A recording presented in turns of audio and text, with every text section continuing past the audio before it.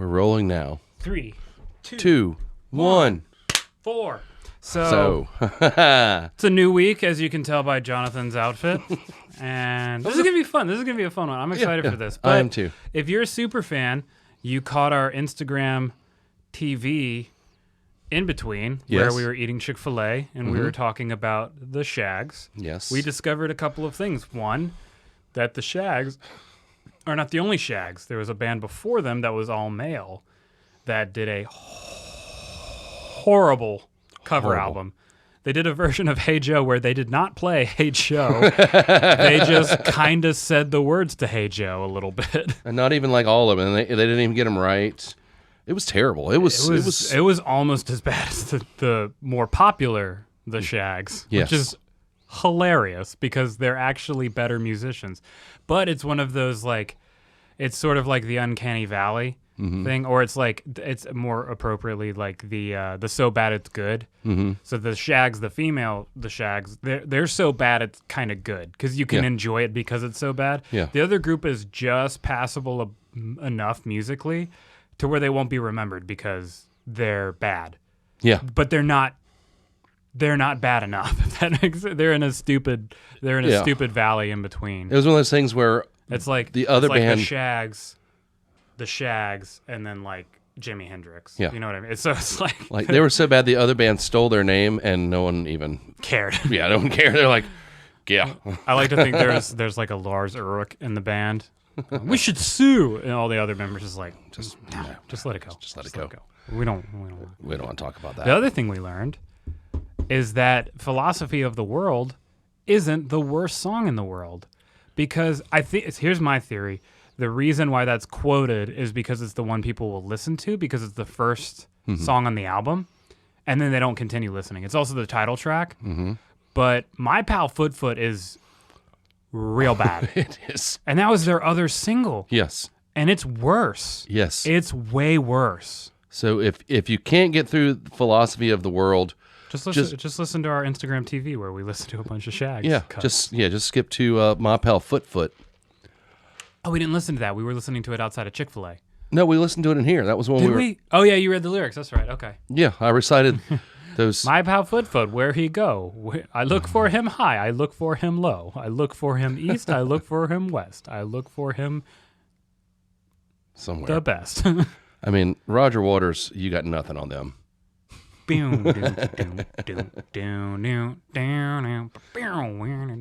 Wall. We're probably going to get copyright stricken for that sweet bass rendition I did. The Wall's got nothing on the Philosophy of the World. Yeah. They don't even talk about the philosophy of the world in The Wall, and that's why it's not good, because you got to outwardly state what the philosophy of the world is. Yeah. There's no one named Foot Foot on The Wall. Yeah. Way to use subtlety, Roger Waters, you fucking idiot. Like, subtleties needed in art. Amateur. That's the thing, though. Did I curse? Did I curse? I don't remember. Probably. I don't think I was listening to you. Darn. Nah. That's all I could say to that. Are you talking? The Shags. Real bad. Real bad. Real bad. Hope you guys enjoyed that last week's episode. Hope you listened to some Shags songs. I hope so. And can't wait for the reunion tour. I hope most of them are dead. No, actually, they have done some reunions in at least the past 20 years. I don't understand how they're polarizing. They're just bad. Or why? I can listen to them. I can understand why Kurt Cobain loves them because, complete and total lack of talent. You know what you can say about the Shags? What? They really blew his mind. Oh, yikes. I like it. I like your password. I'm just... It's apropos because it's what you are. Mm-hmm. What are we looking at, Jonathan? Work, sorry. Oh, okay. It works. You can take your time. Nobody's listening to this anyway. It's nothing I need to answer anyway. What is it, a math problem? No, because then you should say it's something you can answer anyway. It was an inquiry. Inquiry. That was a hard word. Do you want to give that another try? Am I having a stroke right now? You got two. You want to try for that third? Inquiry. That was worse. Why can't I say it? I don't know. Inquiry. Inquiry. Yeah. Inquiry. I guess inquiry works too. Yeah, inquiry. Now you're just saying a country. And Korea. Oh, I'd had lots of Korean food in Korea. all right. Well. Oh, I gotta milk some more time for you so you can. Yeah. Keep going. You just entertain yourself. Yeah, I'm just gonna watch some porn. Do I have to beep porn? No. That's not a curse word. Yeah, I'm not beeping porn. So you're good. All right, I've got my bit pulled up. Okay. It's ready for you. It's hot and ready. It's coming out like Krispy Kreme. Oh, we got Krispy Kreme 2012. Oh, At least yeah. we know when that song came out. I'd already forgotten about that. I am the fattest of them all. If you ain't about money, then I don't. He talks. There's What? There's a lyric in there. He's like, you couldn't beat me in a fight even if you had 10,000 knives, even if you had infinity knives. And there's another where he's calling out Jay-Z, and he's like, I think Beyonce's real cute. It's okay, Beyonce. I think you're cute too. And then he's got a special friend wearing the Cookie Monster shirt hanging out with him the whole time. Holding a BB gun. I'm going to show you that video at some point so you can see how big the snot bubble was. It's real bad. I'm intrigued. I think I'm going to watch it like maybe, afterwards. So maybe I can just kind of flip through it real quick. Just to prepare you for after we get past 10 minutes, I'm going to show you the greatest rap song of all time. Oh, And it's not that. I am excited. Super excited. You just sent me an image. Never mind. What is it? I'll look it up. I'll look it up later. I don't want to get in trouble with this boy. He looks pretty tough. Who's that? The Krispy Kreme. Yeah. And his buddy. Looks pretty tough for a remedial math kind of guy. I mean, I bet he will attempt to take your milk money. With that BB gun. This podcast has so much synergy. We're talking about the Royal Tenenbaums and the BB gun fight, and then that guy had a BB gun. Yeah. And then the band Perry's dad saved my friend. And there's so much synergy in this podcast. I think that means it's going to be the most popular podcast in the world. Yeah. It probably already is. What are we, 13 episodes in? No, this 17, is like 17 episodes in? 16 or 17. Well, if we didn't make it to the biggest podcast in the world by 13, then I quit. Okay. We'll just erase everything after we're done. Is that 13. fair? Fair? Yeah, 12. And we'll let it sit until we're the most popular podcast in the world with just 12 episodes, and then we'll go back to it. Okay. We'll quit at the top of our game like the Shags, and then come back at the top of our game like the Shags. And I mean, it worked for them. So what do you got to kill like 3 minutes? I don't know. I thought you had something. I really didn't. I was lying. Go for it. I have nothing. I can just kind of. I can sit here and ramble. Yeah. For 3 minutes. I like your shirt. Thank you. This Is it a gun? No, it's a spiral. It's. But what's coming off of it? More spirals. Oh, there is a gun in there. I was It's right. all guns. It is all guns. You're right. Yeah, all I can see is firearms. I don't know if you know that. Yeah. It's Being all born guns. in the South, they don't hold up Rorschachs. They just hold up different models of firearms, and I have to say what they are, so that my psychiatrist knows I'm still sane. Dude, that would be so horrible at Rorschach test if that was a thing back in the day. Be like vagina, boobs, I'll just make up random butt cheeks. stuff. Yeah. They like hold up something that's just like this crazy ink block. 2012 Chevy Malibu. 1975 Dodge Dart. Yeah. Good one. Yeah. We'll hold for applause. Has it really has it been 3 minutes yet? No, I thought you had something. No, I told you. Here's something. So you on a recent episode talked about how much you hate Megadeth. No. Yet you pitched one of their songs for our favorite songs episode, which you guys are watching right now. Beep beep beep beep beep. Bow bow bow. I don't.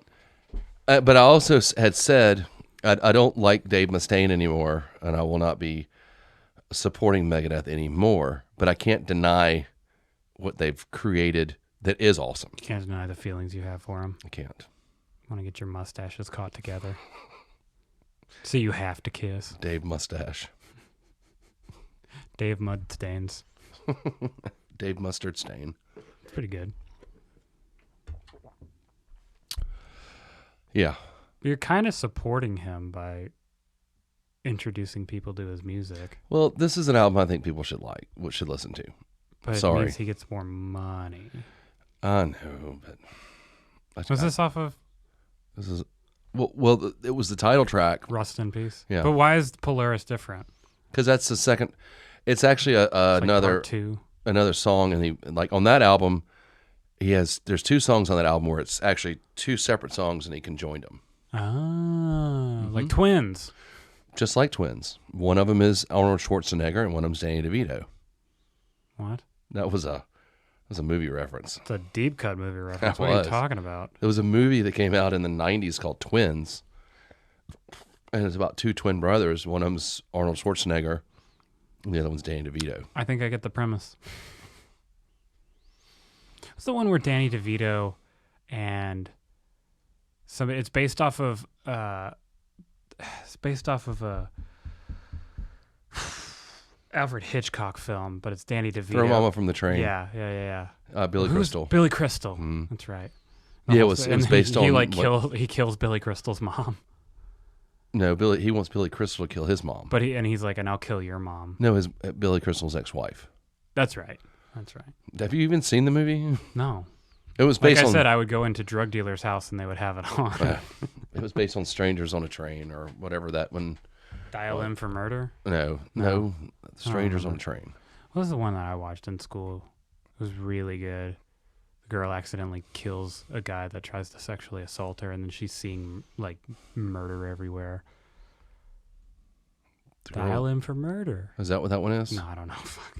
The girl with the dragon tattoo? That's close. Yeah, it's not a different country or anything. Mm-mm. Alfred Hitchcock films.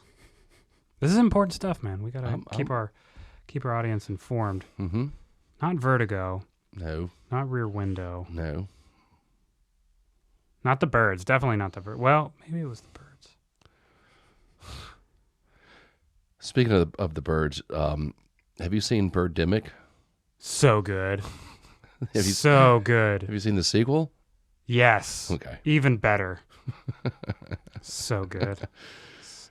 I love that movie so much. Birdemic. That is how films are supposed to be made. God, it's so good. Have you seen The Room? Actually, I have not seen The Room. The Room's I've real seen good. enough things I have about it The on Room. DVD. I want to watch it. Patreon. Maybe it was Dial In for Murder. And I want to start watching Neil Breen's movies. No, it was black and white. Dang, what was that movie? I don't think it... No, it wasn't Rear Window for sure. No, Rear Window was the guy's... he's got a broken leg and he's stuck in his apartment and he's watching all of his neighbors.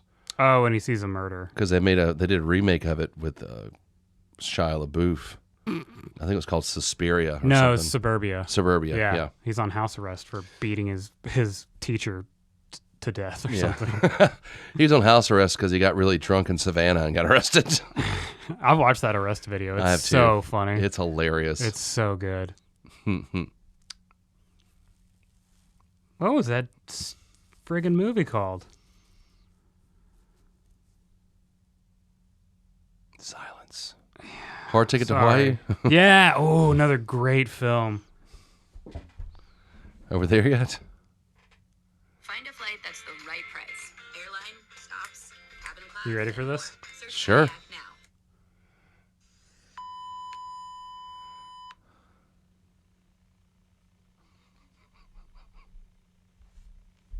Oh, no. Here we go. Well, I wrote this song for the Christian youth. I want to teach kids the Christian truth. If you want to reach those kids on the street, then you got to do a rap to a hip-hop beat. So I gave my sermon an urban kick. My rhymes are fly, my beats are sick. My crew is big and it keeps getting bigger. That's 'cause Jesus Christ is my nigga.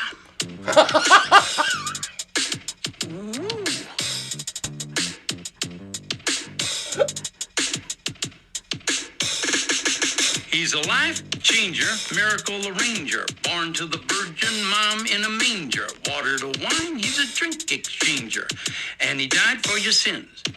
I preach the word, that's my gig, and I rhyme better than Notorious Big. All the other MCs, I wish them well, but if you live in sin, you burn in hell.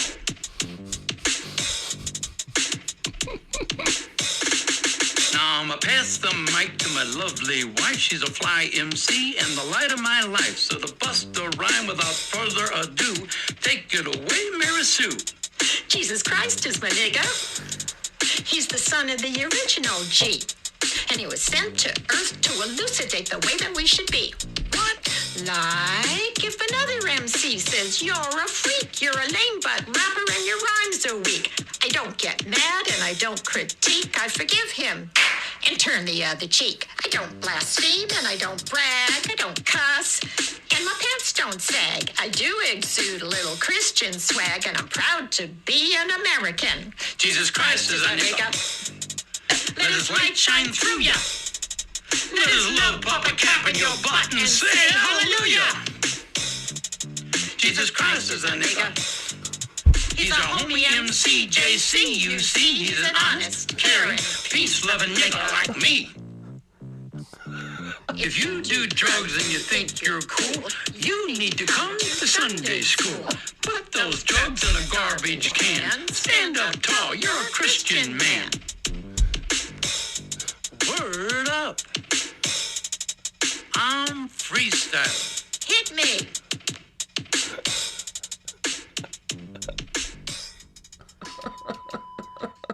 You know what the worst thing about that whole thing was?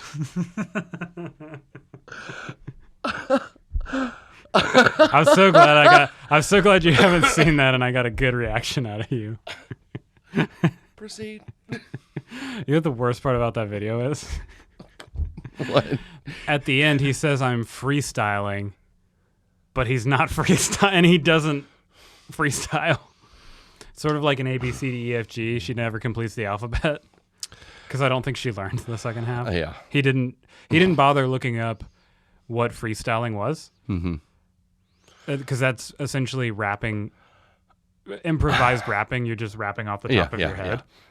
Yeah. And the other thing is he's called out Notorious Big, which who I'm pretty sure had been dead for about 10 years at that point. That's not the worst thing about that video, but I don't think he quite understands what certain words mean. Well, and they get real. They say Jesus Christ is my N-word. Yes. But a couple of times it sounds like they're saying Jesus Christ is a N-word. And it's like, woo. Oh. That's a whole different message there. And I'm gonna put a screenshot of part of that video in this video, so you'll see what these people look like. Do you think you could put it in the corner and like run the video as you're reacting to it? I'll try to do that. Yeah, I'll try to do that because wow, that's how's that for an opening for your ass? That is something. Wow, wow. Did you like it? I like when the wife pops up and she just goes right into it. Those two old white people, were way too comfortable with throwing N-bombs. Way too comfortable.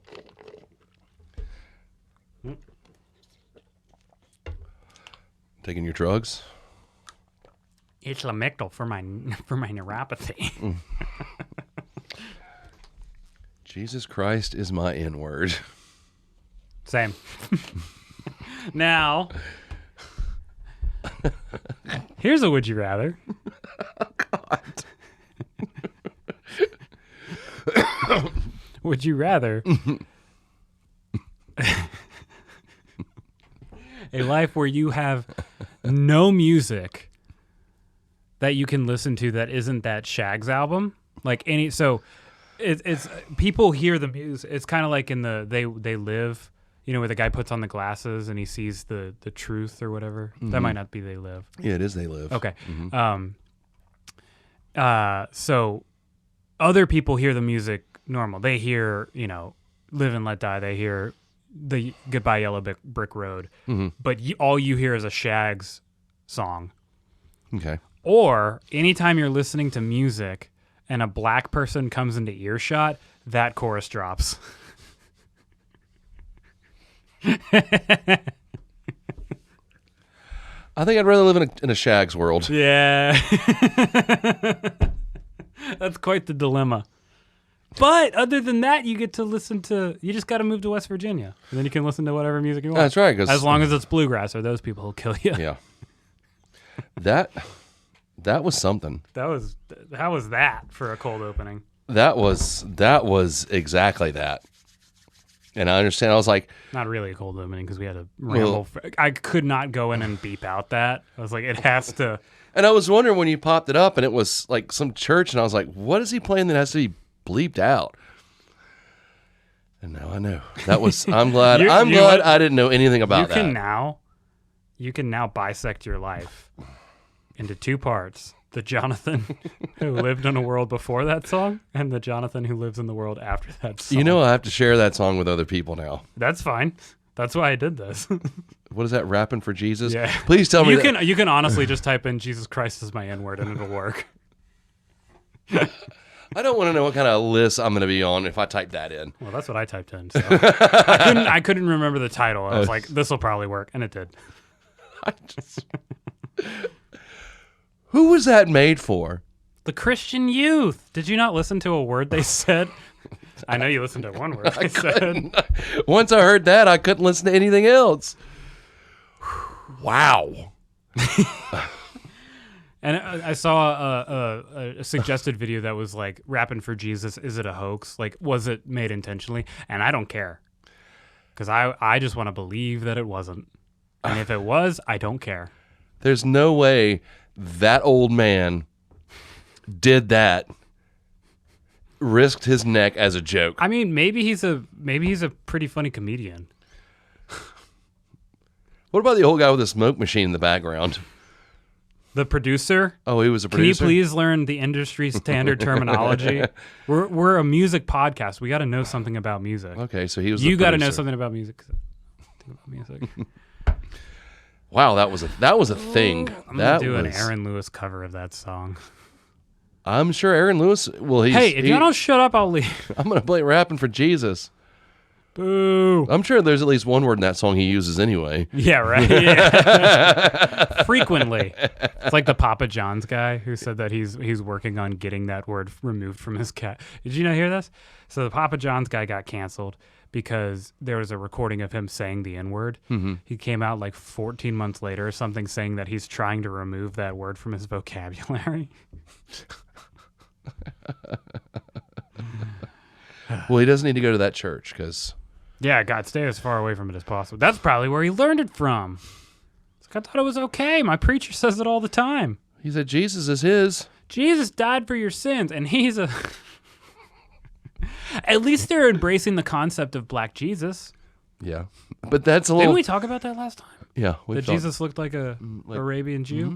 Yeah. Because he was, yeah. There's so much synergy But in there's a difference between Black Jesus and that term. No. Open your mind. All right. When we leave, walk up to an individual of a certain race and refer to him one of two ways.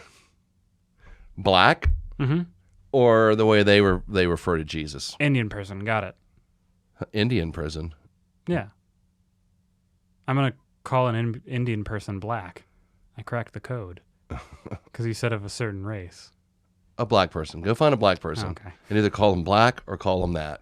And see which reaction works better. What if I tell them that I'm rapping for Jesus beforehand? I don't think they're going to care. Then they'll say, well, you're about to meet him. Yeah. St. Peter first, who's black, and then Jesus, who's black. Yeah. Can I tell my joke? Yeah. My St. Peter joke? Sure. It's a very dated joke. Is it the one you told me at Chick-fil-A? Yeah. Okay, go ahead. What a great place to tell that joke, too, at Chick-fil-A. Yeah, right. We should have played that song at Chick-fil-A. So, Farrah Fawcett, when she passed away, she got up to the pearly gates, and St. Peter said, Farrah Fawcett, you lived such an amazing, wonderful life. You've done so many good things. Before we let you into heaven, we'd like to grant one wish for you to send back down to earth. And she said, all I want is for all the children of earth to be safe. And the next day, Michael Jackson died. Which he did. And all the children are safe. Michael Jackson is my... Even he wasn't anymore. Ooh. The LIGO joke. I like it.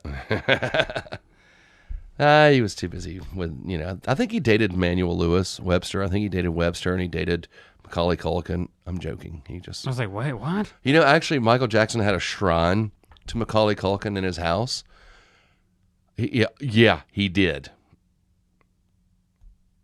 A shrine. Gross. To Macaulay Culkin. I just really like it when he hits those bad guys with the paint can. I hope I catch him home alone. Hee hee. Pretty good. I like that. You're gonna have to try harder than that to keep me out of your house. Hee hee hoo. Just moonwalks in. Moonwalks in. And then moonwalk butt fucks him. This could just be, we could just bash Michael Jackson this whole, I know we should. That's what this podcast is about. Yeah. Lemon squeezing. Butt sex.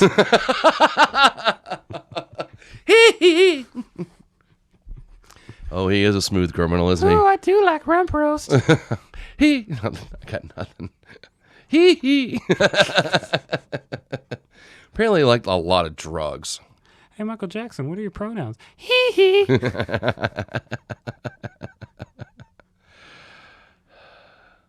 Yeah. I'm quitting comedy. I'm quitting at the top of my career. I've heard your act. You should. Why don't you read some poetry? Yeah, right. Yeah. Did we talk about that last week? We talked about it. Yeah, last week. Wink. Wink, wink. Wink, wink. Hee hee. Because you wore that same shirt last week. Well, it's because I like this band so much. Wash it next time. No. I mean, Black Francis took me in the back and sexually assaulted me and then came all over the shirt, so I'm never going to wash it. well, okay. All right, we want to talk about something. Black or we just Francis is my N-word.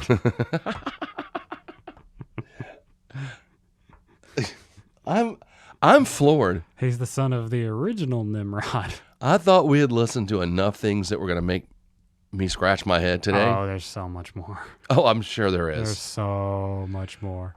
And I'm not even worried about like getting copyright tagged for that when we put this on YouTube, because no one's going to copyright tag that. That's right, yeah. Hang on. I guess this is just a taste of how much deeper the internet goes. Does that guy have more songs? What is that guy's name? I got to save this. I don't think he does. Or save you. I couldn't find that Kid Rock video that I sent you the other day, unfortunately. So I'm looking. Trish must be really slow at work because she's like working our work app. She's texting you? No, she's Why can't I find that? I sent you that Kid Rock video, right? Did you? I think I did. You guys just talk amongst yourselves while we play on our phones. This is so good, though. Let me see. I'm going through the 8,000 text messages you send me a day.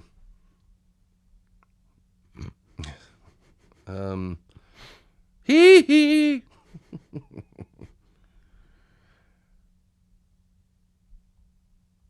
Okay, now somebody's got to talk. This is kind of like when you remember when you were like a preteen, and you would call your girlfriend. I can actually show this. Hold on. This is one of the things that bothers me the most.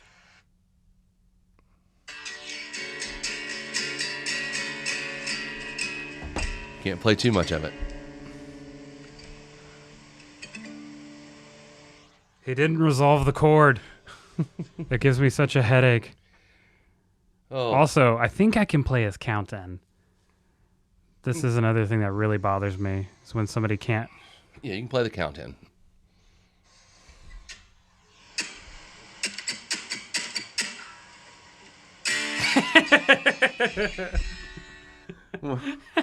That was his count-in. You can't land your own count-in. But no, what I was saying was, thank you, Robbie. when you're like a teen or whatever, and you're talking to your girlfriend on the phone, and it always happened to me because I had nothing to say because I don't like talking on the phone. So you'd have like that silence between you and your sweetie, and like, well, say something. Will you say something? Well, I don't have anything to say. Well, just stay on the phone with me. Well, I don't want to just sit here with a phone to my ear in absolute silence. I could be watching television or I don't know. Why can't I find that? But that's what it feels like when we're sitting here, like no one's talking. It's like, I guess I'm the only guitarist that's behind on the. So what was that guy's name? The Rappin For Jesus guy? Just type in Jesus Christ is my N-word. I'm afraid, but I guess I will. Yeah, you'll find it. And we've got us in a link. I'll put a link to that song when we post this episode. And I cannot believe I'm typing these words. Thanks for tuning in to watch two guys on their cell phone. What is this? This is one that's coming up. Jesus Christ is my asterisk GA trap. Yeah, you're good. Is that it? Wait. That's it. That's it. Wow. Unless somebody remixed it. Oh, this has lyrics in the description.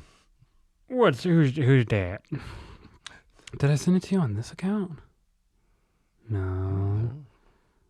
I'm sorry, but this is really, really important. There's actually a reaction video for people. Oh my God.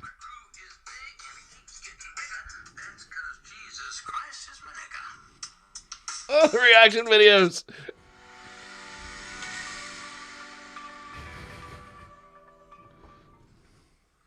right, today we're going to get preached to. Or we're going to hear the word. We're going to hear the holy word. Yes, this if church were like Okay, I don't want to watch this.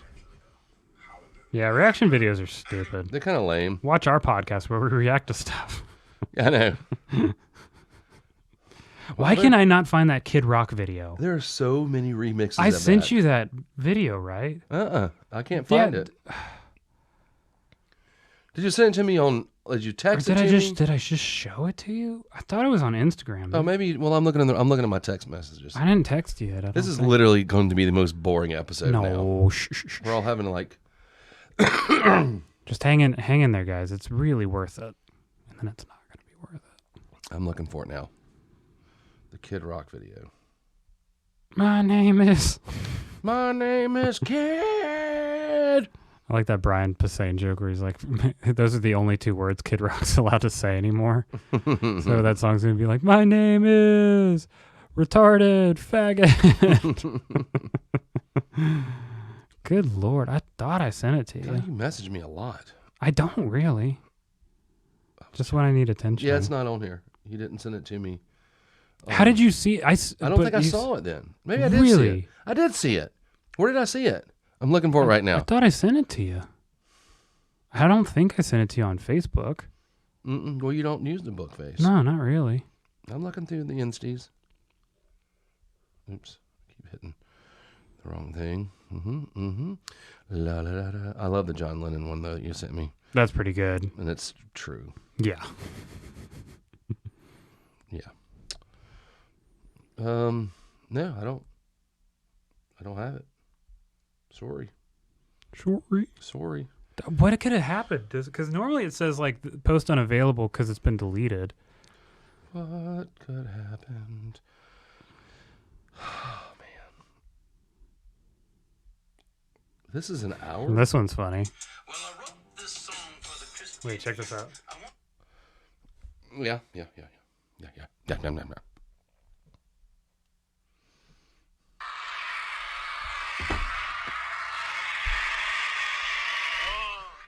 Do not come. Do not come. I'm going to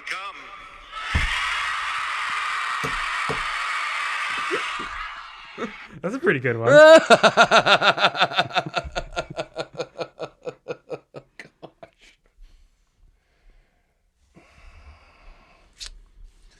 God damn it, Kid Rock. I swear I sent it to you. You've seen it, right? I don't know. Like, you know what I'm talking about? Like, oh, yeah. I sent that to you. Yeah, you did. Where did it go? I remember you sending it to me now, and I remember seeing it. Well, we can look at this later. Or not. Oh, it was on. It was deleted. Oh, okay. Okay. I do remember now. Yeah, that's it. It was such a good video. Sorry it took so much time to figure that out. I'm not going to edit this out either. This will be we can get some snacks and get ready for the show. Catch a quick whack. Excuse me. Sorry. Watch the Jesus Christ is my N-word video. Yeah, I figured during this everyone's watching that video themselves. Yeah. While we're just kind of messing around. So Don't watch reaction videos. Watch our reaction videos. Yeah, watch my reaction video. Well, what's funnier about it is like I feel like I'm showing you stuff and you're just reacting in the moment. And I know that that's the whole thing with reaction videos, but motherfucker, they're getting so deep. It's like my reaction to the reaction video of the reaction video to the Kid Rock song. Mm-hmm.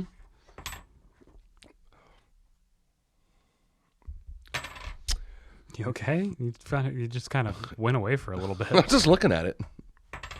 What is it? It's an Italian coin? No, it's from New Zealand. It's Queen Elizabeth's. Oh, it's not real money.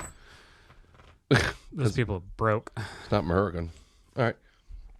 So, I don't even think we have to flip the coin this week. I think we just talk about them. all right. Do you want to just talk about all yours and all mine, or do you want to go back and forth? We can go back and forth. It's Back that way. and forth? But I'll let you go first. Or I can go first. You go first. About all right, the first one I gave you. Are we ready? We're doing the thing? Okay. Can you guys quiet down? Jesus. We're trying to do a podcast here. I see you back there. Get off your phone. Get off your phone, Karen. God, I'm sorry. I feel bad for any nice ladies out there named Karen. Yeah, because I'm sure there's like a lot of people named Karen that are just Oh, yeah. perfectly nice people. Yeah, of course. Yeah. Or Chad. The internet remains undefeated. So, Polaris. Rust in Peace, Polaris. Rust in Peace, Polaris by Megadeth off the album Rust in Peace. Oh, I just got that. Okay.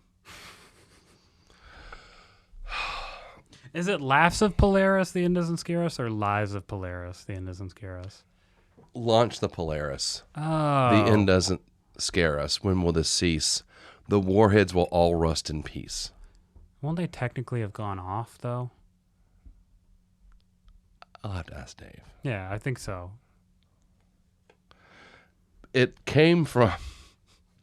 Dave Mustaine saw a bumper sticker that, I'm paraphrasing, that basically said, may all our warheads rust in peace. And that's where he got the idea for the song, and in turn for the album. Lyrically, I mean, it was something in 1990. I mean, there were still two Germanys. We still had the Soviet Union, and we're still in the Cold War. You know, all that was going on. And so it was kind of a political thing about not using nuclear warheads. To me, the song musically is just so like ridiculously fast, especially the drumming. In fact, the band, it took 20 years before the band even played it live. Really? And they only played it live because they did a 20-year anniversary tour of that album. Interesting. But they didn't have that drummer with them at the time. So their drummer, they had it with them. He's a good drummer, but he still couldn't pull it off. Damn. So it didn't sound the same. Mm-hmm. But yeah, it's just such a fast song. Like, it's just... Was there a difference between the original and the remastered version? Like enough of a difference? I can't remember because I haven't listened to the remastered version since it came out. Uh-huh.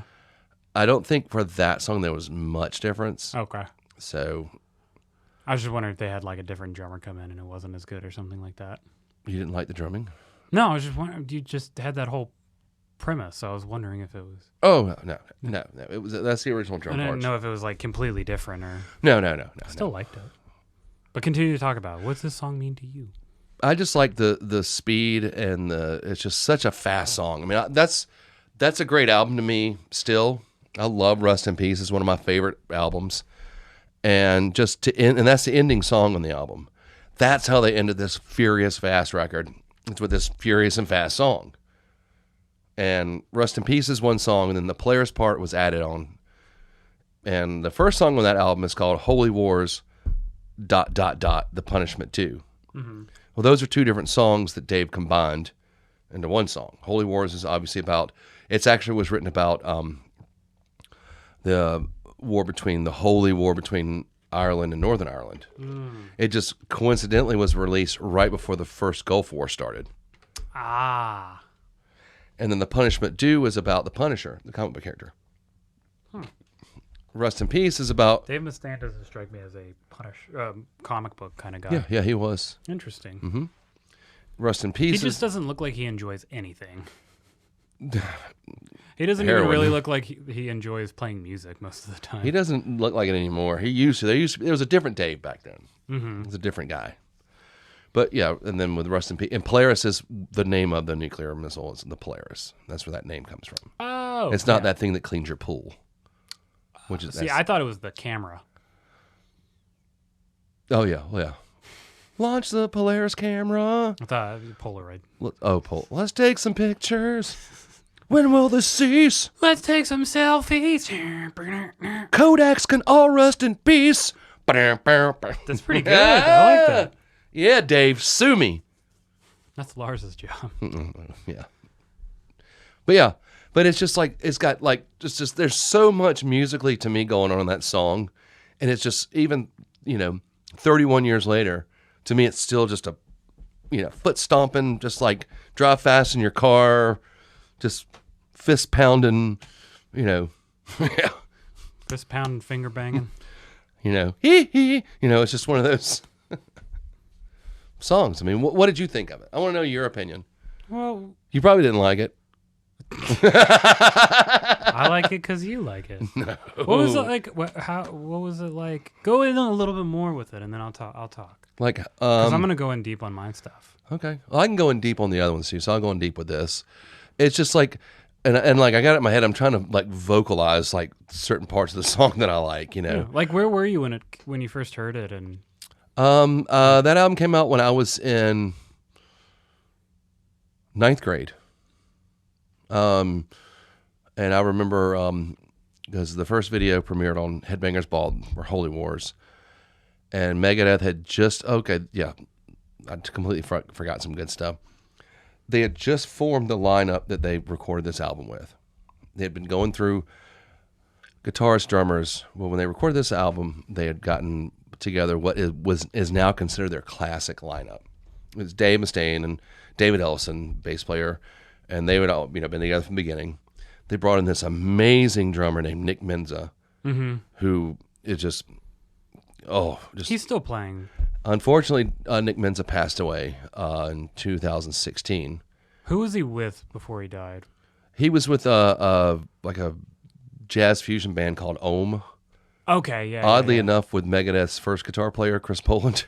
Interesting. But he died on stage playing. Nick Menza did. Damn. And when his autobiography finally came out a couple years after he died, I read it, and he actually said in his autobiography, he's talking about playing, and he wrote the line, "I want to die on stage." Damn. And he did. He had a heart attack on stage, and Well, he went the way he wanted to. that's how he wanted to die. Kind of shitty for the fans, but Well, and yeah. thanks for ruining the show, asshole. Die on the tour bus right after. But his, like Dimebag Darrell had the decency to. well, he died before. He was killed. What? Ouch. Yeah, but he was trying to get into the tour bus. No, they just started the show. Never mind. Let me have it. Let me have this. I mean, I know Pantera and your favorite band. not my favorite band. And that wasn't even Pantera. That was Damage Plan. That was their second band. Oh, sorry. Damage Plan, my favorite band. No one has ever said those words. I promise you. If you've ever listened to Damage Plan, no one has ever said that. Let's pull up a song real quick. Oh my God. But anyway, you pull up a song, and then they brought in this guitar genius named Marty Friedman. Oh, from Back to the Future. Yeah. Damage Plan, one word? Yeah. Oh, God, they look like some sister fucking assholes. Let's play their most popular song.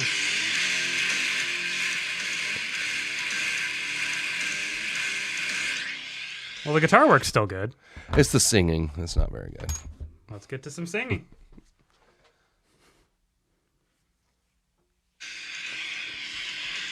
Look at that fucking 90s album cover. That was Put it right here. That was in 2005. Put the 2005 album cover right here.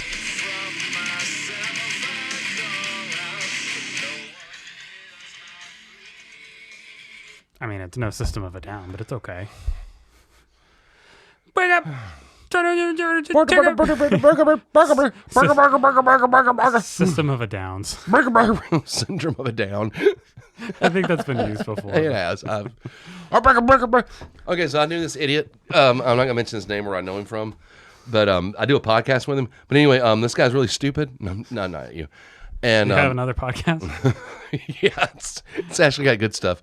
But no, this is a guy I knew a long time ago, and he had just discovered System of a Down like 2 years after Toxicity had come out, and so he was always playing that CD. And he was looking too deep into lyrics that didn't mean anything, but he thought he was like smartest guy in the room because he was like, he knew the lyrics to these songs that didn't mean anything.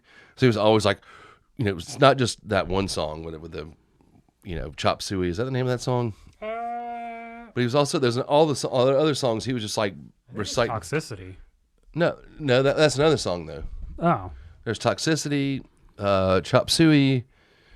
But he would sing along the words and didn't know what they meant and thought it was something like earth-shattering, and he was like smarter than you because he could mumble just like the guy from System of a Down. I don't know where I was going with that. BYOB. Is that it? I thought Chop Suey was.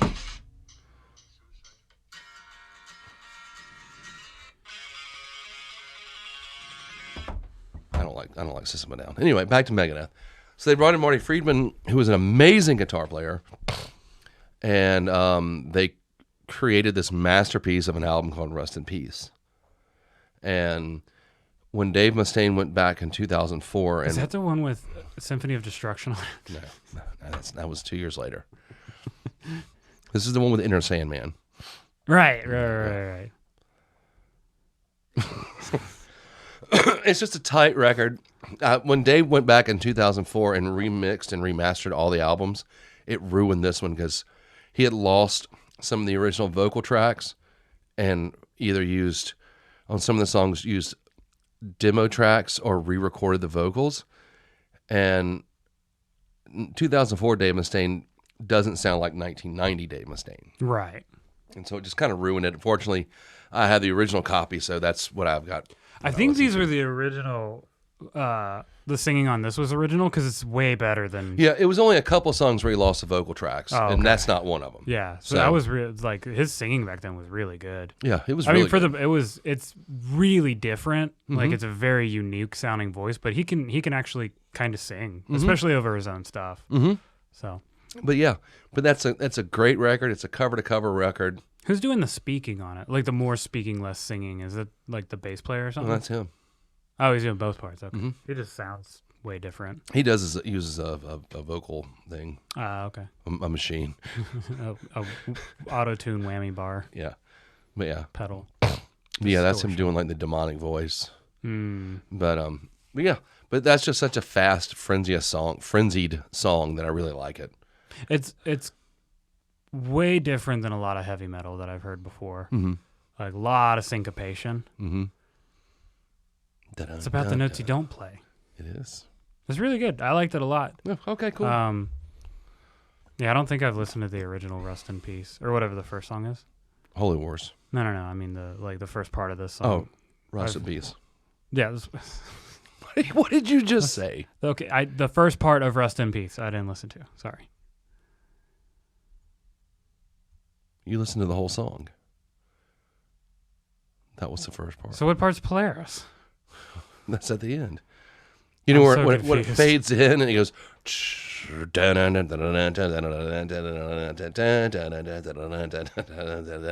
you sure you're not doing a Shag song? Where he goes, eradication of Earth's population loves Oh, okay. Polaris. That's the Polaris part. I thought it was two different songs. It is, but they're. It's not. It's one song. I'm calling Dave Mustaine right now, All right, go for it. and he's gonna bring Aaron Lewis, and you guys are gonna deal with each other, and that's all there You're is. going to take me in the back and fuck me? Yes, yes, that's what I paid for. That's what you're getting. So deal with it. Deal with it. But yeah, I mean, yeah, too late. We're already in there. We're already in this. What are you doing? I'm gonna play you the Polaris part. Where he says Polaris? I know that part. So this is Rust in Peace. No, that's Polaris. Now, Polaris is coming up. This is it. Now we're getting to Polaris.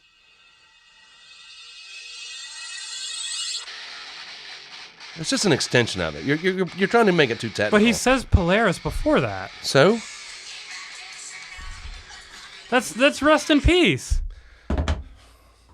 Okay. Dave Mustaine doesn't know how to write a song in parts and name them appropriately. All right, we'll move on. Eat your heart out, Roger Waters. Oh, Shine on You Crazy Diamond, part 1 through 5.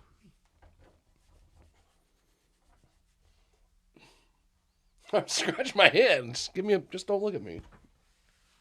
I like how you have a different shirt but not a different hat for the separate weeks. Well, I mean, I wear the same hat a lot. This is my overkill hat. Hashtag overkill. Oh, like the... Hashtag Wrecking Crew. Overkill, the band that you didn't like. I just didn't like that song. Oh, yeah, okay. I mean, it was okay. Mm-hmm. It was Well, called Private Bleeding. About a girl's first period in the locker room. You know, she gotta bleed alone. I'm in a private stall and I'm bleeding. I didn't realize metal bands were so sensitive to women's issues. Well, they are. Man, birth control should be provided by the government. Especially in southern states. I know. All right, let's flip it over. I liked it. You liked it? Yeah, I did. I do. Okay, yeah. It was the first thing by Megadeth I heard that I enjoyed. I haven't listened to a lot, to be fair. Oh, and I like Symphony of Destruction. It's okay. Mm-hmm. You haven't pitched anything else by them. I think really haven't Megadeth. listened. Oh, Tornado of Souls. Yeah, that's on that album. Yeah, that's okay. Mm-hmm. I like that one. Yeah. I think I got the remastered. Yeah, version. that Tornado of Souls, I think, has the resung lyrics. So It's okay. yeah, it sounds better. The original sounds much They better. really should have put that song on Twister, though. Yeah, they should have. Instead of that god-awful Van Halen song. I like that song. That song sucks. Humans being. Well, the music video really sucks. Oh well, they were breaking up at that point. They all hated each other then. You didn't know that? I know that everybody in Van Halen hates everybody in Van Halen. We talked about this last week. When you had a different hat on. Let me tell you about Jesus. Okay. You know what he is to me? I can't wait to play that for somebody else. Yeah. Like next week when I go to Mood Rights, I'm playing that for everybody except the black guy at Mood Rights. I'm gonna play it for the black guy too. I say there's like one that hangs out there. Yeah.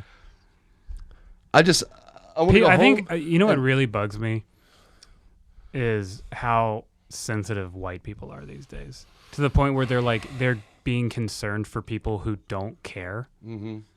Here's an example. So when I go do comedy shows downtown, I carnival bark outside. I'm like, hey, and I'll like talk to the people walking by, and I'll say funny stuff and try to get them to come into the comedy show.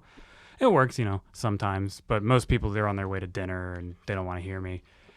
But this two Irish couples were walking by, and the guy was like, oh, you do comedy? And I was like, yeah, we got a comedy show going on downstairs. He's like, what do you talk about? I was like, mainly talk about black people. And he was like, how does that go over down here? I was like, pretty good. And the doorman, his name's Frank. Me and Frank, we've known each other for a couple weeks now, and we've been chatting and stuff. And he comes out. He's like, he was like, are they going to come in? I was like, nah, I don't think so. I was telling him, I was like, he asked me what kind of comedy do, and I said I talk about black people a lot. And Frank started laughing. And so if you showed that video to a black guy, they'd probably laugh their ass off. Yeah, they think it was hilarious. But then some some scad douche would be like, that's offensive, man. Mm-hmm. Like, you shouldn't be going around spreading hate speech like that, man. I was this carnival barking. I'm like, dude, just take my coffee order and go back. A group of scad people were walking by me. And it was a bunch of girls and then like two guys. And I was like, They were really chit-chatty until they got up to me. I was like, hey, guys, y'all like stand-up comedy? And then nobody talked. And I was like, oh, what? Y'all got words before, but you ain't got anything to say to me?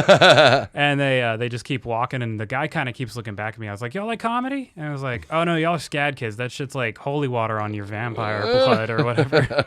And he kept turning around, and he kept laughing. I was like, you should ditch them and come to the comedy show. Yeah. You seem like fun. Yeah. Yeah.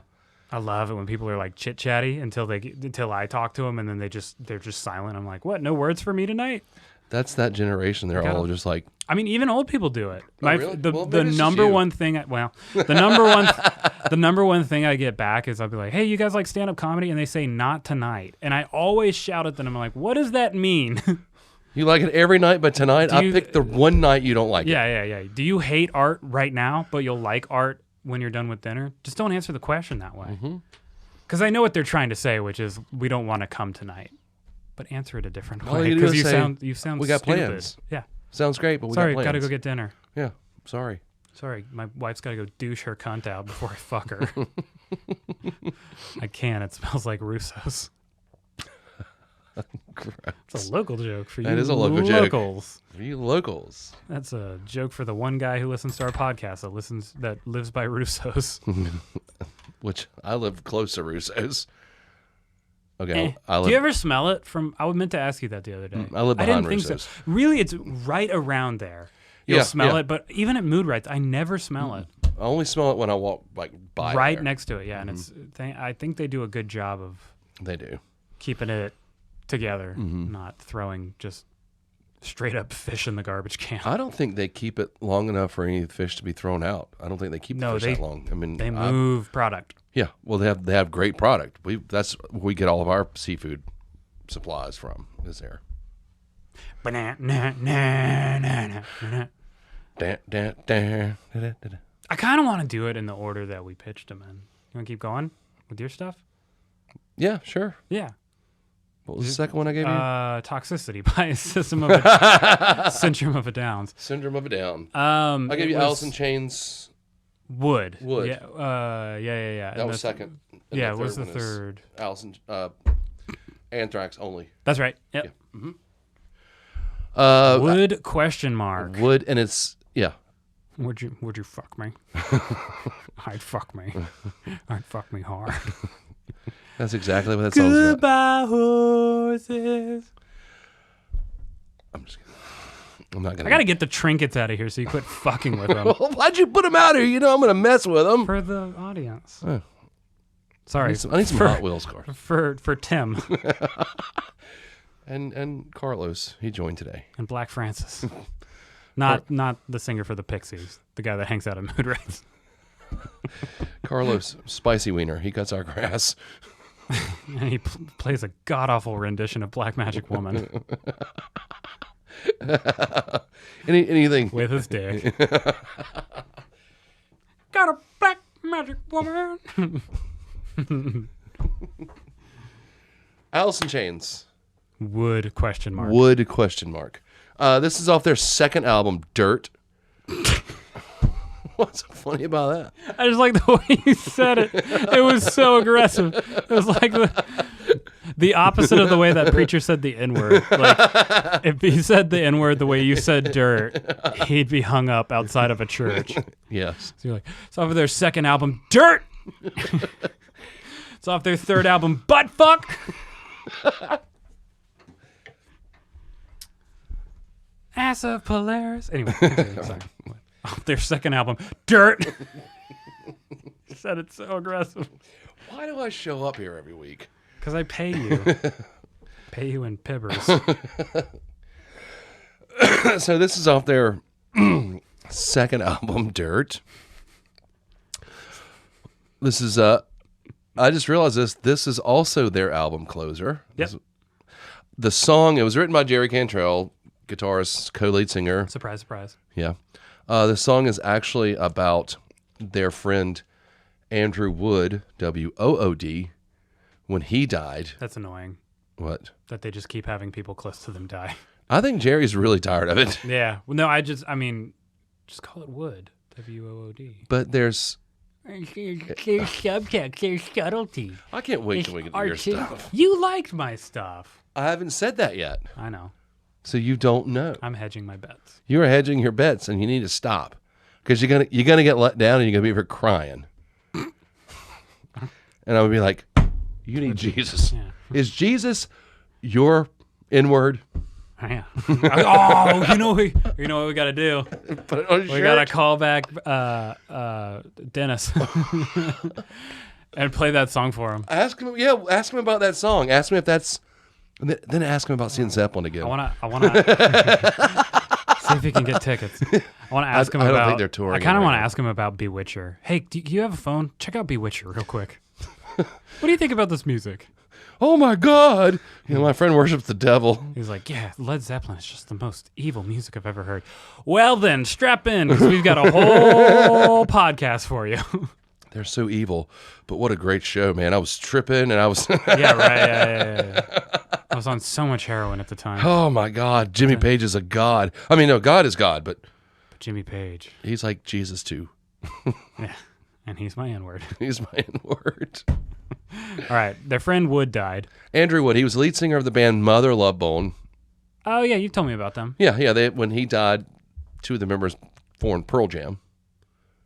I've heard of this band. Pearl Jam. Yeah. Well, that's good. Their album Twin. They got all the hands going up. That would be their first album. 10. Yeah, off their first record. 10.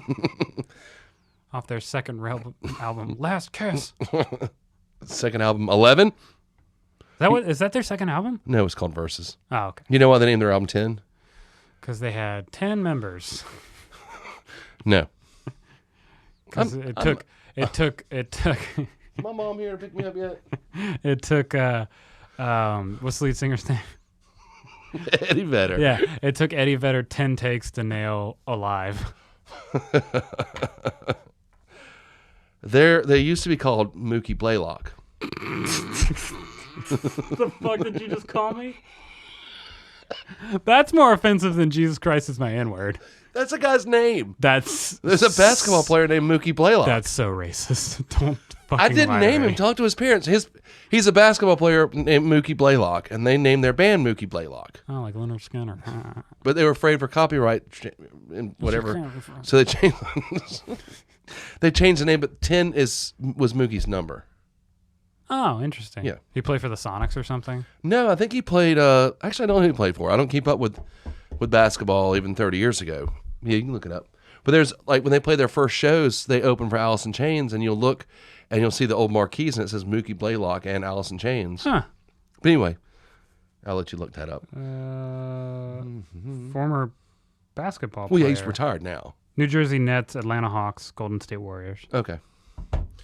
So when Andrew Wood died of a heroin overdose, accidental heroin overdose, it was literally like right before Mother Love Bone's debut album was going to be released, like weeks before it was going to be released. So they only have one album. Yeah. And so, But they still play, or Mother Love Bone, yeah? No. no, they're just done. they became Pearl Jam. Oh, right. We literally just had this conversation. Yeah, when we get to episode 20, ask me the questions. Who's Mookie Blaylock? He's the bass player for Pearl Jam. That's racist, man. You gotta admit, when you say Mookie Blaylock the way you say dirt, it sounds offensive. It does sound offensive, but yeah, that's actually an individual's name. I'm not. It's like Muggsy Bogues. Yeah. Anyway, sorry. I was like, Found their friend Andrew Wood died, didn't make it famous. right. Even though they were going to be huge, they were the first big thing coming out of Seattle. So You mean behind Nirvana? it was before Nirvana. Where anybody cared about There Nirvana. wasn't music before Nirvana. I worship Kurt Cobain. Kurt Cobain's my N-word. I think there was a video online of a kid wearing a Nirvana shirt, and they told him that Kurt Cobain was dead, and he started crying. I feel like that's a thing. Why Blame not? Courtney.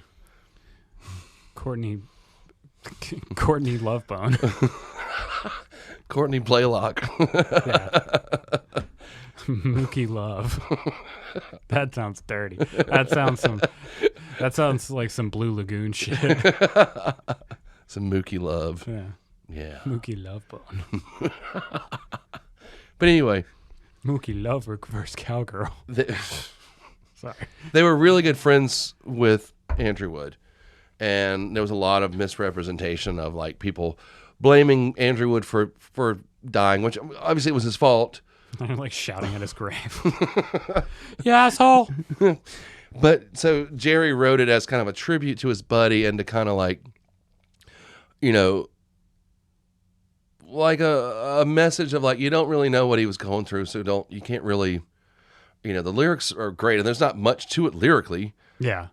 But it's, you know me broken by my master. Mm-hmm. Can you teach me on, child of love hereafter? Into the flood again. Same old trip it was back then.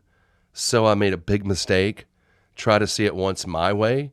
I mean, it's kind of like I made a mistake, but you got to look at it through my eyes. It's cool. I like the song a lot. Oh, it's one of my... I like the intro, like the drumming intro. Yeah. I really like the drumming in the intro. I love that. It's one of my favorite songs. That's kind of the theme that I noticed throughout the songs for you is like they all have really interesting percussion going on. I love good percussion, even though I can't play. No. But I love it. Even though I can't read, I love good literature. I can't read. I've never read the classics, but I can appreciate Moby Dick for what it is. That's about that shark, ain't it?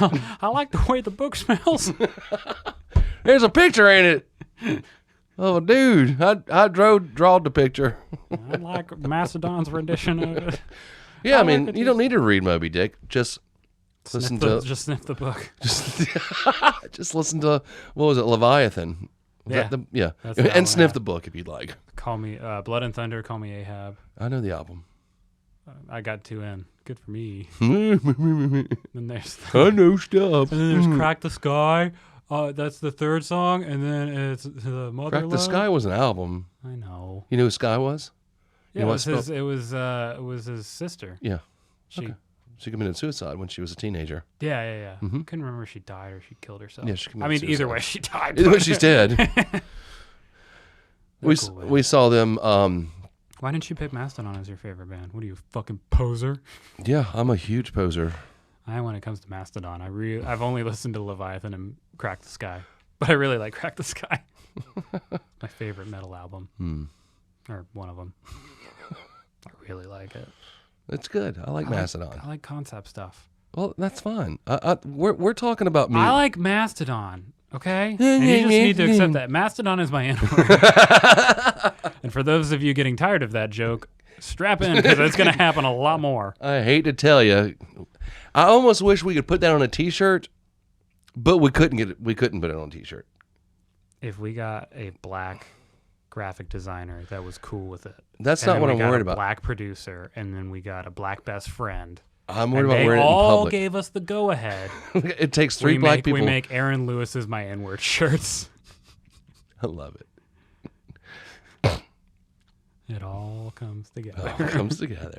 My plan. He can't be my N-word because he'll just leave. Aaron Lewis off of his... I gotta get it together.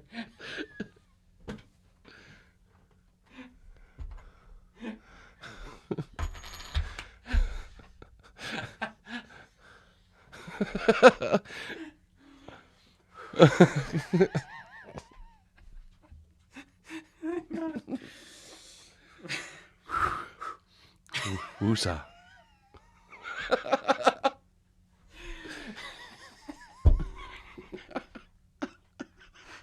I'd be so mad if this doesn't hit the way that I think it will.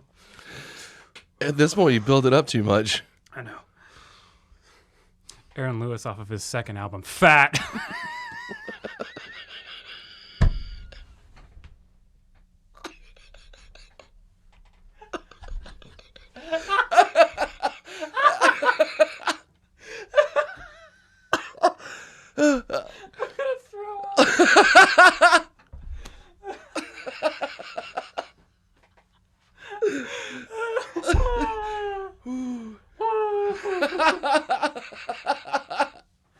I think that might have been funnier than the jerking off bit.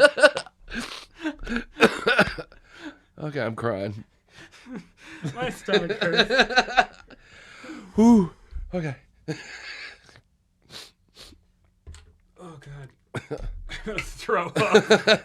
All right, hold it together.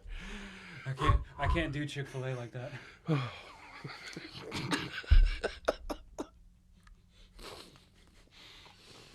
Oh God, I feel like I need a fucking Percocet. Okay, it's mother love bone or whatever the fuck we were talking about. We were talking about the song Wood, but I'll move it along. No, keep talking. I like No, this. no, I like. I had to move it It's along. the first time that we're talking about music that we both enjoy Yeah. because the premise was like our favorite songs by our favorite bands. So that alone gives me way more appreciation than just the random pitches you've been giving me. Mm-hmm. I really like this song a lot. It's Yeah. really cool. I think it's the first thing by Alice in Chains that I've heard. I think I've heard this song before, just haven't had a lot of experience with it. Yeah. But I really enjoy this song. I like it more than Rooster. Yeah, it's a much better song than But Rooster the to me. Rooster's the one that I know. Right. It's just... And then Discipline. Sorry, that was 9 Inch Nails. Anyway, just kidding. But I mean, it's just such a slow brooding song, and then there's and the title comes from, it's a play on Andrew Wood's last name, and also the last part of the song where it says, "If I could, would you?" And it's about So I was thinking of it as WOOD at first. Sorry. yeah, no, it's a play on his name, but it's Wood because he's asking the question, "If I could, would you?" It's about forgiving and understanding why that person isn't around anymore because of the drug. Okay. It sucks that fans are mad at him for dying. People will turn on you real fast if you have a drug problem and die. Yeah. Like that guy outside of the pawn shop. I looked up and I was like, Kurt? He was literally dying in front of us. I felt horrible, but I was like, I don't want to deal with this. Yeah, he might I already have. had to choke a dog out this week. Last week. I Last don't week. want to. I mean, that guy could have had hepatitis, and I'm not getting that again. I'm sorry. I hate to break this to you, friend, but Not from another you homeless still person. have hepatitis. But yeah, I mean, it's and the cruel irony of that song is when they play it live now, it's a tribute to their lead singer Lane Staley, who also died from drug overdose. Yeah. So I saw a cool picture of at Lollapalooza in 1993. It was Lane Staley. Lane Staley. uh-huh. God, I cannot say it right. Maynard James Keenan, Maynard James Keenan. Les Claypool. Les Claypool, thank you. I've seen the picture. It is an awesome There's picture. one more. It was a chick from Babes in Toyland. Yeah, Toyland. yeah, I can't think of her name. Or the girl. I didn't mean to call her a chick. That dirty slut from Tennessee. On that Lollapalooza tour, when they played Atlanta, Lane Staley actually came on stage with Tool and did a song with them. I've seen that. Yeah, I've seen. I forgot what song it was. No. but I've seen Jerry Cantrell play with Primus. Yeah, That was fucking cool. Mm-hmm. And then the guitarist for Primus comes back on stage. He's like, "What the fuck am I supposed to do now?" but that was when Tool was touring for their first real album, Yeah. Undertow. Yeah. But and that was actually the last major tour that Alice in Chains did while Lane Staley was still alive. That was in '93. Mm-hmm. So they rode dirt for Well, Dirt came out in 92, and they toured all through 92, but 93. and then he just had a heroin addiction for 10 years before he died. Yeah. Damn. Yeah. They released an EP in 94, and they didn't tour. They released their third album in 95. They played the Unplugged show and then 3 more shows opening for Kiss, and that was it. Damn. Mm-hmm. That was a lot of downtime. But back when you could make money off music, so. Well, they couldn't get Lane to at that point, his fiance had died, Yeah. and we talked about that. The song died. Yeah. And now That was a real good day. you're still with us. Yeah. Well, barely, but I'm here. You're here. When if something happens, I'm just going to put your ashes here, and we're going to still do a podcast. I'll bring my dog's ashes. Okay. I've got my cat's ashes. I'm going to go. Never mind. Go leave that joke. My ex-wife's ashes. I'm just kidding. Her body's Soon to be. under the house. No, my first wife. Oh. Yeah. She was a little bit younger than me. John Benet Ramsey. Well played. Topical. That was gross. That was it. Kind of made me throw up a little bit in my mouth thinking about that. Yeah. Kind of like her. Find it hard to believe you're 11. Oh, she was young, right? She was Yeah. She was like 8. 8. Yeah. I didn't Sam realize. knows a lot about it. She's real into crime shit. I didn't realize that she had gone missing on like Christmas Day. Mm-hmm. Or Sam's parents theory killed was her. for sure the family covered it up. Yeah, they did it. So, but anyway, but that's probably my favorite Alice in Chains song off my favorite Alice in Chains album, and I'm a big fan of What's that album again? Dirt, Fat by Aaron Lewis, Dirt, because Lane Staley was my N-word, still is. In here, man. Right here, always in here, next to that clogged artery. Thug right there. life. Pour some out for my homie. But All right, now we're bordering on the offensive. but yeah. So obviously you liked it. Sorry. You're 4. You're a child. And a half. Yeah. So yeah, but yeah, I mean that's like I said, just like Rust in Peace, Dirt is an album that I could still listen to. I could listen to it every day. That's one of those desert island records, you know. If you trapped on a desert island. Why would I be trapped on a desert island? Brendan Mitchell in his second album, Clueless. You're not talented enough to put out 2 albums. Brendan Mitchell, retard without a cause. Just standing there in like a half tucked in shirt. Throwing some kind of like gang song. Gay Dean. Third song. James Dean, the best thing to happen to that guy was that he died. Really? Same with Jimi Hendrix. Same with Kurt Cobain. Probably not Lane Staley, but Yeah. that's only because that band sucks. Yeah. What was the song we listened to by them? Isolate? Mm-hmm. Isolate. Erased. What are all the words? That's all the 2 worlds, pray songs. night. Oh. Track listing. I got this on vinyl the other day. I pre-ordered it in February, and How old's the record? Well, they re-released it on vinyl Why? because it was unavailable. on Oh, we vinyl. don't have any other way to make money. Anyway, I finally got it in the mail. Nice. And it came with a shirt. Because I brought an extra shirt today. I mean, last week. Yeah. And they changed. I really like the Pixies. I went the whole week without changing this outfit. I know. You really smell. Yeah. Sorry. You really smell. You smell like a Turkish prison. Sound like I've been hanging outside of a pawn shop eating french fries off the ground. Well, you were producing that rap song for that preacher. True. It's true. And his lady friend. I'm just going to use the preset on this Casio. My rhymes are better than Notorious Big. Like, You've done no research. You're just saying words at this point. Yeah. It's big words. It's big boy words. All right. So we'll move on to number 3. And I know you hate this band. So. Candy by Britney Spears. Or Aaron Carter or whatever. This is Anthrax. The song Only. So the only songs of Anthrax's that I've been exposed to are Caught in a Mosh. Caught in a Mosh. Caught in a Mosh. Well, that was self-explanatory. I saw them live. I don't remember any of their set. Mm-hmm. Not because I was drinking. I just wasn't enjoying myself. This is Not an Exit. Did you have one more since between now and then? Yeah, didn't we have one more Anthrax song? I'm trying to think if we did or not. I don't think we did. We didn't. It was this one. This is. Mm-hmm. Yeah. You sure? I'm positive. All right. Well, let's just be HIV positive for a second. Like Lane Staley. He wasn't HIV positive. He He wasn't HIV negative. That's for damn sure. A heroin addict.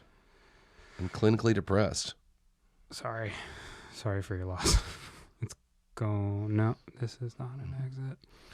This is not an exit. This is not an exit. This is not an exit. I'm looking at my cameras to make sure nobody's creeping in my house, other than the people that are supposed to be creeping in my house.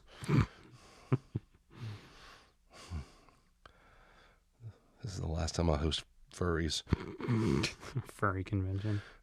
in my backyard. Oh, you're right. It was another Alice in Chains song. Mm-hmm. Swing on This. That's what I was thinking of. Mm-hmm. So it's the first Anthrax song I've heard that I liked. Was Awesome. was it with that Bush guy singing? Same album as from the album Sound of White Noise. Yeah. Yeah. This is not an exit. Yeah, same album. This was their like comeback hit. This is a great song. James Hetfield actually said this was the perfect metal song. It's interesting because this doesn't sound thrash at all. No, this is when they brought in John Bush, they slowly transitioned to more traditional metal than thrash. And this was Traditional metal bands being like any band that's not thrash. I don't know. Late era Metallica, late era Testament, late era Megadeth, late era. like after the transformation. Yeah, late era. Armored Saint is a traditional metal band. Oh, okay.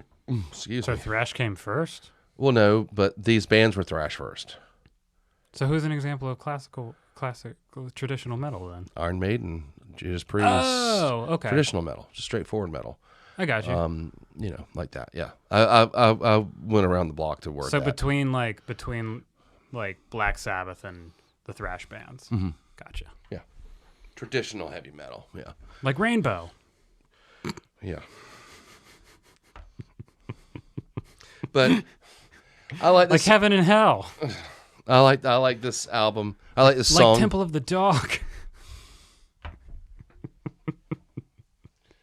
Hey, are you done?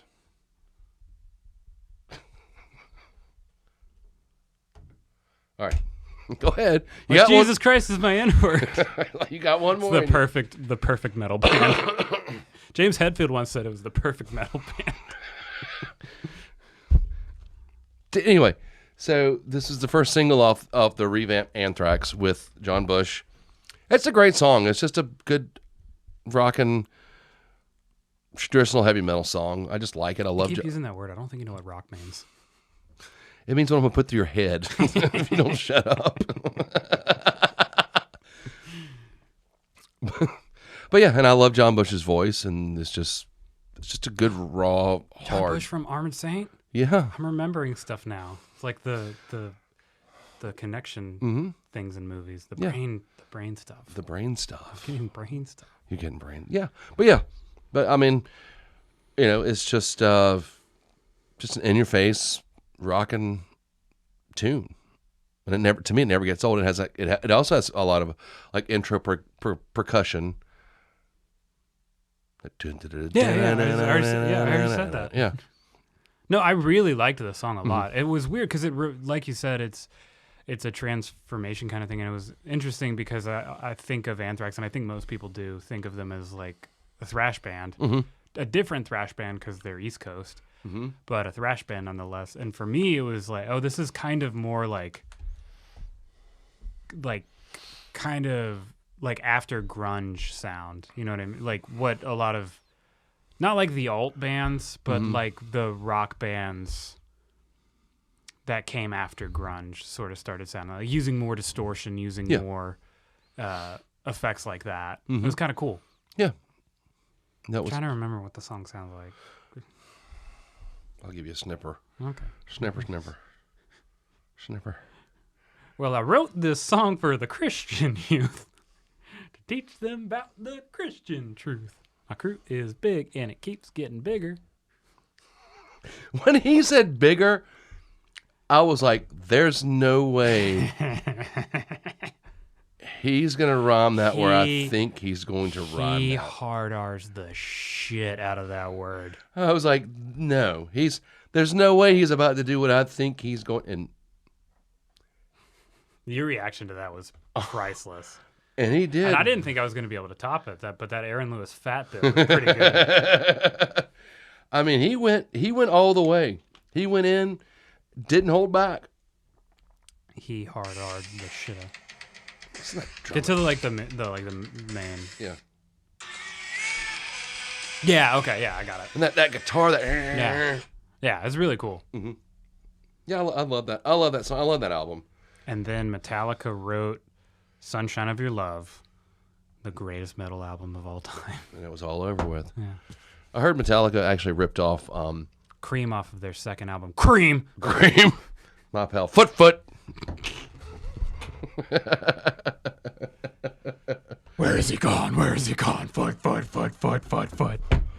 That would be the best death metal cover ever. I think I can actually. Okay, I can probably write a fun song for that. We'll put it at the end of this episode. Let me just get the. No, I got it. I just got to kind of get the idea down. Okay. Where is he gone? Where is he gone? Foot. Got it. I love it. I'm gonna do it like that. That Death Clock song, Face Fisted. Mm-hmm. You know, like, 1, 2, 3, 4, 5, 6, 7, 8. Gonna do it like that. Foot. You know the song I'm talking about? I've heard it. Yeah. Yeah.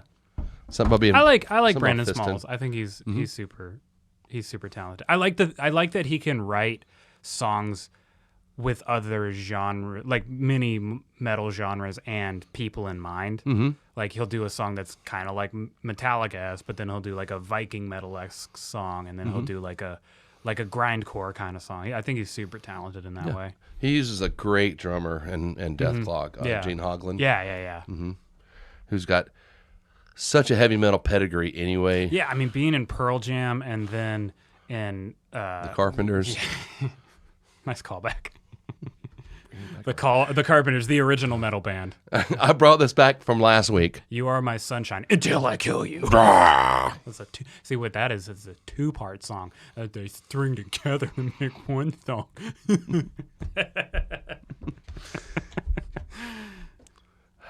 I am chock full of ADHD cells today. You are chock full of something. You need to get you an N-word, buddy. What? I mean, I think on the record, Jonathan Humphrey just advocated for the slave trade, just so everybody's clear. why do you keep taking things out of my hands? I'm not 5. Apparently you are. It. He's all because I'm going to see what we could. I'm going to spin the bottle with my parents. I don't know where that came from. Sorry. The song Mope last week, 2 weeks ago. Oh, yeah. See? Yeah. The song stuck in your head and you didn't even know it was in there. Like a lot of things in my head.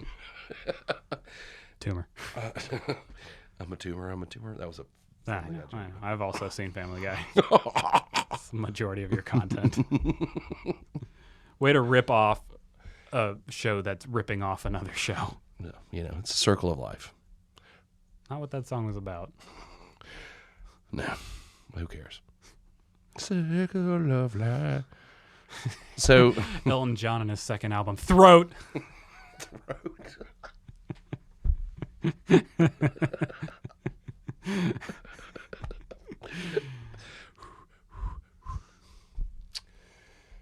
All right. Oh yeah. Only. Sorry, I was thinking this is gonna be What was this song for you? Like, when did you discover it? When this album came out in 1993. There was a lot of like chit chat and whatnot in the community about how Anthrax was going to return with a different singer who sings in a completely different way than their last singer, Joey Belladonna.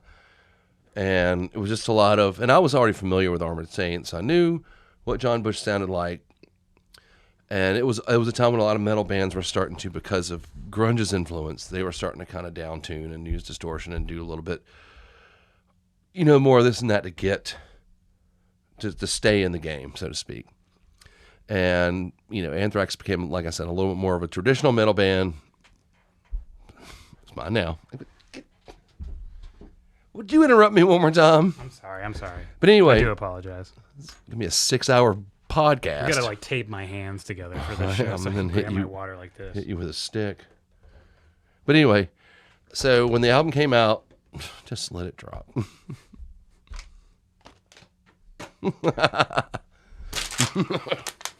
I'm still using mine. But yeah, when the album came out, you jerk. You drink beer only. You know what show this is.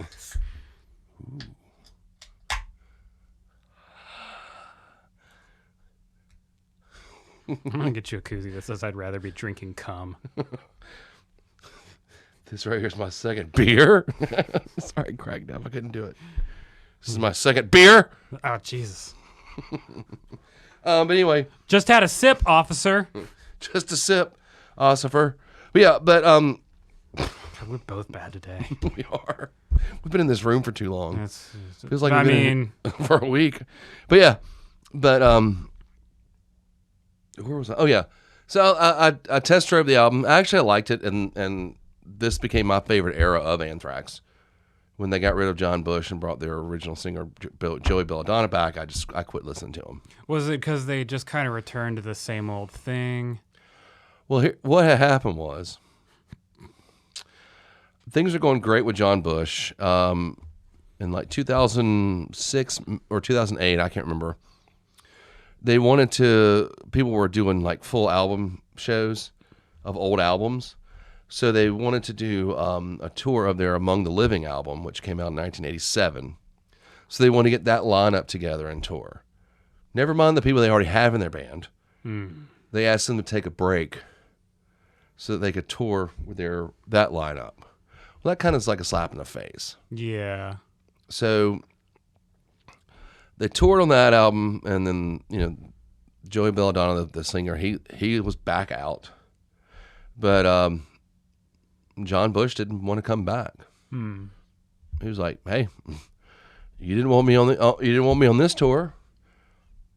I got other things I can be doing." I mean, because Armored Saint had gotten back together. He was recording with them, so yeah, he was a little hurt for that. A little bit of the ego. Well, no, it's just like, yeah, you're our singer, and we're gonna bring our old singer back for a tour because we know we can make more money. It's kind of like, I'm gonna fuck my ex-girlfriend for a month. But it was kind of like that. Yeah. But it was all about money. It wasn't sincerity. It was about they would make more money, and so Scotty and ruining another thing. that's kind of anyway.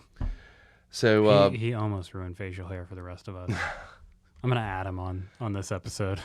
all right, Not even at Anthrax, just at Scotty in. at Scotty in, but You douchey little troll man. they eventually brought Joey Belladonna back because they had brought in another guy, a new singer. I'm putting it down, and System of a Down. they recorded an album with this new singer and then fired him. Who's that? His name was Dan Nelson. So hang on. So it was Yeah. John Bush, Joey Belladonna, this guy, and then they fire him. What was his name? Dan Nelson. Dan Nelson, and then they fire him after one album. Well, they didn't even release the album. They fired him, brought back Joey Belladonna, and had Joey Belladonna re-sing all the vocals. Why did they even hire that guy? Because no one else wanted the job. They had two ex-lead singers that didn't want to join. Oh, okay. So how'd they get Joey Belladonna back to like restructure the contract or something? Yeah, because he didn't have anything else going on, I guess. What was he doing in the time he wasn't in Anthrax? He had some. He had a solo career that was very under the radar, but that's about it. He wasn't really doing much. Okay. So, but yeah, but the Bush era, the John Bush era, not the George W. or George H.W. Bush era, Or the Bush beer era. was like I said, was great. I liked where they were going with that style. How many albums did they do? Two or three? No, they did Sound of White Noise, Stomp 442. It's a great record. We've Come For You All. Oop, missed one. Volume 8, and then We've Come For You All. Okay. So 4 studio albums. They did a live album, and they did they went back and re-recorded old songs with John Bush. Interesting. They let the fans pick out the songs. Oh, he that's recorded. cool. Yeah, and it was live in the studio, so it was really raw and really cool sounding. Live in the studio. Well, they recorded them in the studio together. Oh, like at the same. Oh, okay. Yeah. Mm-hmm. No, like splicing it Live together. tracking. Yeah. Yeah, they did live tracking. Gotcha. Mm-hmm. Yep. It's fucking hard to do. Machine Head did that recently with one of their old albums. The one with the train, I think. I don't know Machine Head very well, but I watched a video of them recording, live recording it. It was pretty cool. I like their guitar player. Metallica did that when they put out Saint Anger, and they brought. Well, I know And they finally brought in Robert Trujillo. You mean the greatest metal album of all time, Saint Anger? If that was if you're only talking about if all time is that hour that came out that nothing else was available, then yes. Yeah. Yeah. Sorry, you're saying George Gigolo or something. George Gigolo. Yeah, George Gigolo. Uh-huh. Yeah. Who's that? He's my N-word.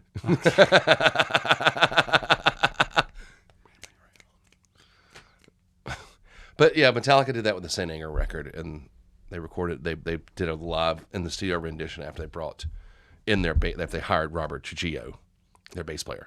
I don't know why I think his name is Trujillo. It's true. Me and Trujillo down by the schoolyard. It's because he's Mexican and you're a racist. Well, he shouldn't play flamenco guitar then. He needs to be your Mexican.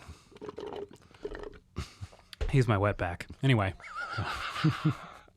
He'll laugh. I don't care. I'm going to add him. At Robert Trujillo. So Saint Anger was the first album he was on? He wasn't on that album. Oh. They hired him after they recorded it. To live tour and stuff? And then he was a permanent member after that. Gotcha. Who was the bass player on the album? Their producer, Bob Rock, he played bass on that album. Oh, okay. Yeah. So, yeah, they still couldn't find a bass player. And they had to get that horrible album done. Why did they even do it?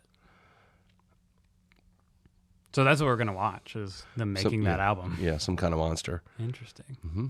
But they started recording, and then Hetfield went into rehab and took 14 months off. Damn. Yeah. That's a lot of time wasted. Yeah, because they had Or not wasted, should I say. They had rented the Presidio in San Francisco to record. Oh my God. Yeah. That's so much money. Yeah, they had it rented, and that's where they were going to record. Yeah. And then they were like maybe a week into it, maybe not even that much. And Hetfield left and went into rehab and was gone for 14 months. Did they have to pay the whole time? I'm not sure how long they stayed in there. Oh, It says it in the documentary, Mm-hmm. but they eventually, and went back and recorded. But they were having troubles with each other. When Jason Newsted left because he was just tired of it. He was the bass player Yeah, before mm-hmm. okay. I mean, when you're making that much money, And you walk away from a project, yeah, and you just walk away. that means it ain't worth it. But he's already said he doesn't have to work again. He makes enough money from residuals off the Black album still. Damn. Yeah. So Damn, dude. So what albums was he on? Newsted, Yeah. and Justice Was he- for All. Yeah, okay, that's what I was. Yeah. The Black they album. They finally turned his bass parts up in the remasters. Finally. Let's see, he was in Black Album. He was on Load, Reload, and then like any live albums, the Garage Inc. Mm-hmm. And then that was it. Yeah. So Well, all you need is the Black Album. no, you need anything but the Black. Well, The Black Album is my own word. Full circle. so, but yeah, I mean, I like that era of Anthrax. I know we've really gone around the playground with this, but I like it. yeah, I'm enjoying myself. yeah, me too. I'm going to enjoy it even more now that we get to talk about me. Can we take a break? Sure. Do you need to? Yeah, Okay. Break. Fine. back again. Fuck it. We'll do it live. We'll do it live. 3, 2, 1. All right. Sorry, we had a little Such a technical bad sync. difficulty. That was such a bad sync clap. By the That was way. horrible. So we're looking good over there now.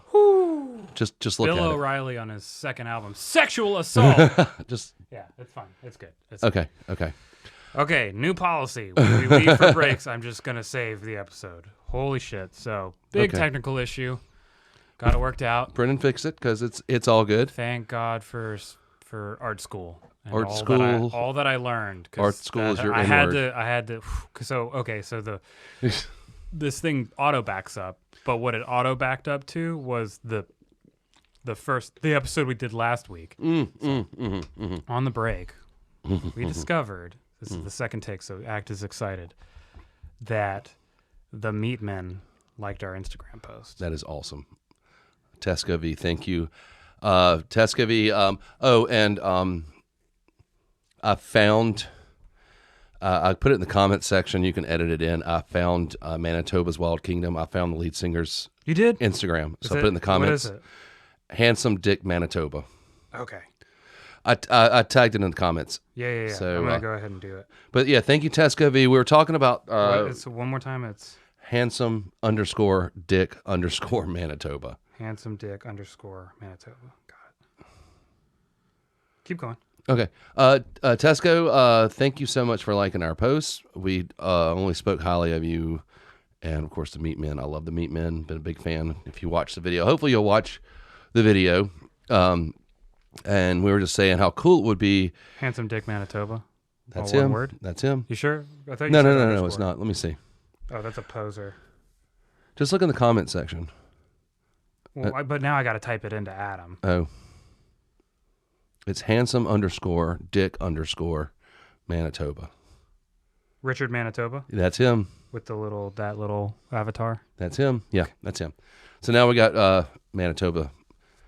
Yeah, because I looked for Manitoba's Wild Kingdom. Yeah, Thing. but I was thinking because he does a internet radio show now, so I knew he was active. But anyway, Tesco, we were talking about how awesome it would be if you would come on the show even via phone. I know you don't want to make the trip down here to Savannah, but Where does he live? I'm not really sure. Tesco, you could use a vacation. Come to Savannah. I think he might still live in the. I will buy a new audio interface to 3-mic it just to have you on. Awesome. We'll tag him in this episode too. We will. Episode 17. But yeah, thank you, Tesco. I thanked you in the comment section You're the best. of that. But yeah, that's awesome. 4 people liked this post. One of them was Tesco fucking V. One of them How was you, crazy and one is of them that? was me. And shout out to Kermis Animates. Yes. We shout out at Designing our logo and not dying and not dying. Thank you. like that. You would have ended up like that Alice in Chains song. So I tagged him in a story. Mm-hmm. It's like, thank you for designing our logo. And I almost put the band Perry. They have a song called If I Die Young. And I almost used that. Oh wow! He laughed. It was fine. I was like the band Perry's second album, Dead. Daddy, why'd you save that kid's life? So we've gone through my selections. Now we're getting into good music. Yours were terrible. I didn't like any of them. Thanks, guys. Good night. Good night, cunt lickers. Then we'll play the ending, the credit ending for the Incredible Hulk. Just that really sad, that really sad song. It's amazing what I know and I don't know. It amazes me daily. But anyway, let's talk about First song, Greens and Blues by Pixies. Let's go. that was a. I haven't changed my shirt in a week. What a happy song. But go ahead. You think it's sad? It was borderline. Borderline, like me. No, not. No, tell me about. I discovered. I mean, everybody knows Where Is My Mind. You just kind of, at some point, you've been exposed to it in pop culture. My exposure was Fight Club. I saw that when I was probably 14 or 15.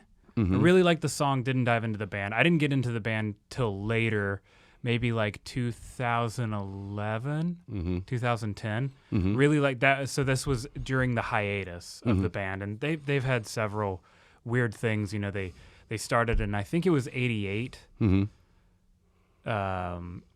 Their first, they had an EP, but then they actually made their first release, which was called Come On Pilgrim. Their first full-length album, Surfer Rosa, and their second full-length album, Doolittle. And I really liked Doolittle. I liked Surfer Rosa, but I really gravitated to Doolittle. They had a couple other releases after that, and like it was 1991 or 92, they broke up officially. They come back together to 2004 to do a tour. I think they released some weird like EPs in that time. They kicked Kim Deal back out, and then they split again, and then they reform.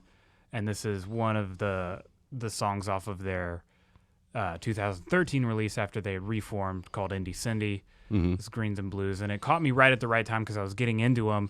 Then they released an album, and I was like, only the Pixies could come back after a reunion, after a disbanding, and come back stronger than they were beforehand. And now they have a different bass player.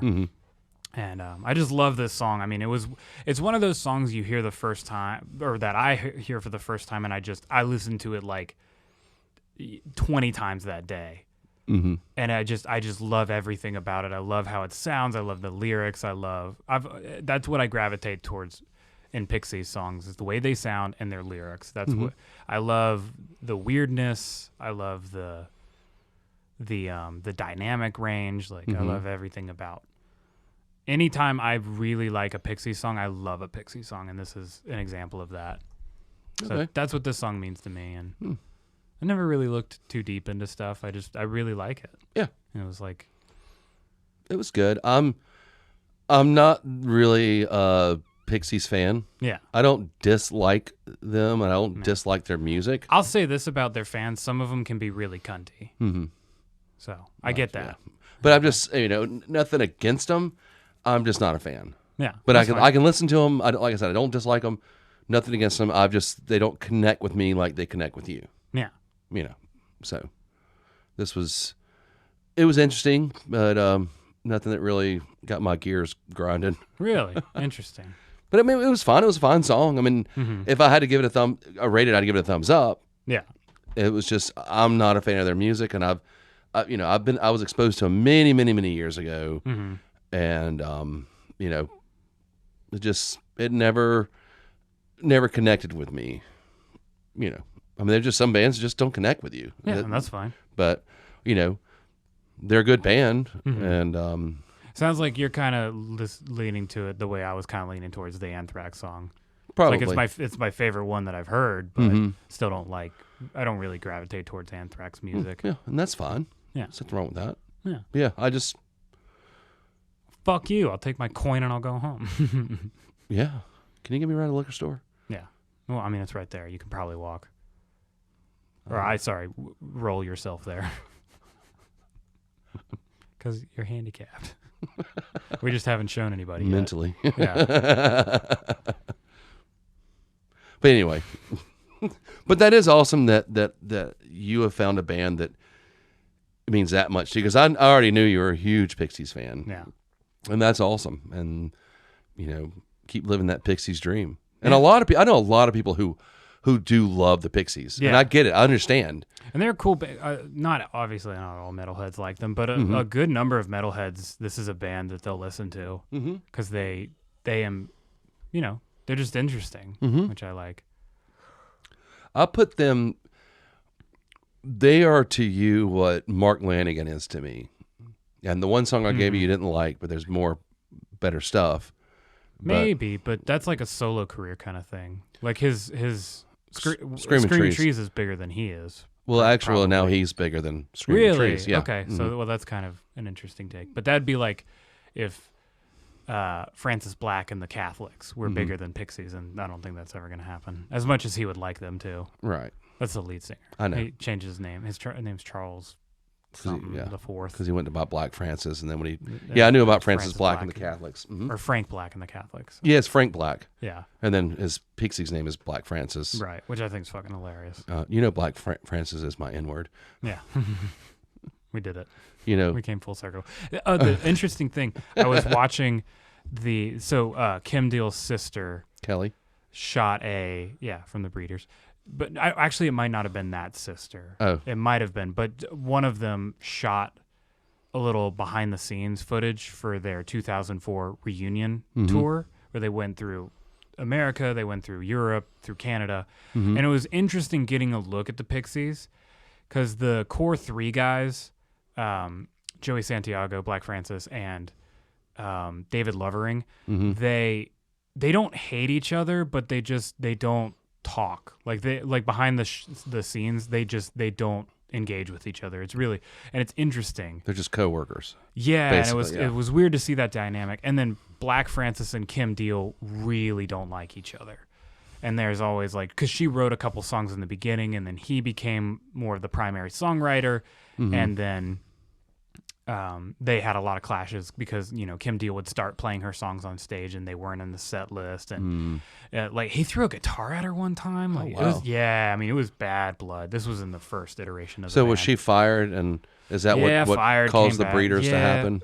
Yeah, because during the first hiatus, the Pixies went on that's when Kim Deal formed the Pixies. And interestingly, I think it's just such an odd thing how sometimes bands, it's just happenstance, and then they become really successful. But so here's a little history. So Black Francis and Joey Santiago meet at UMass, which is in Western Massachusetts.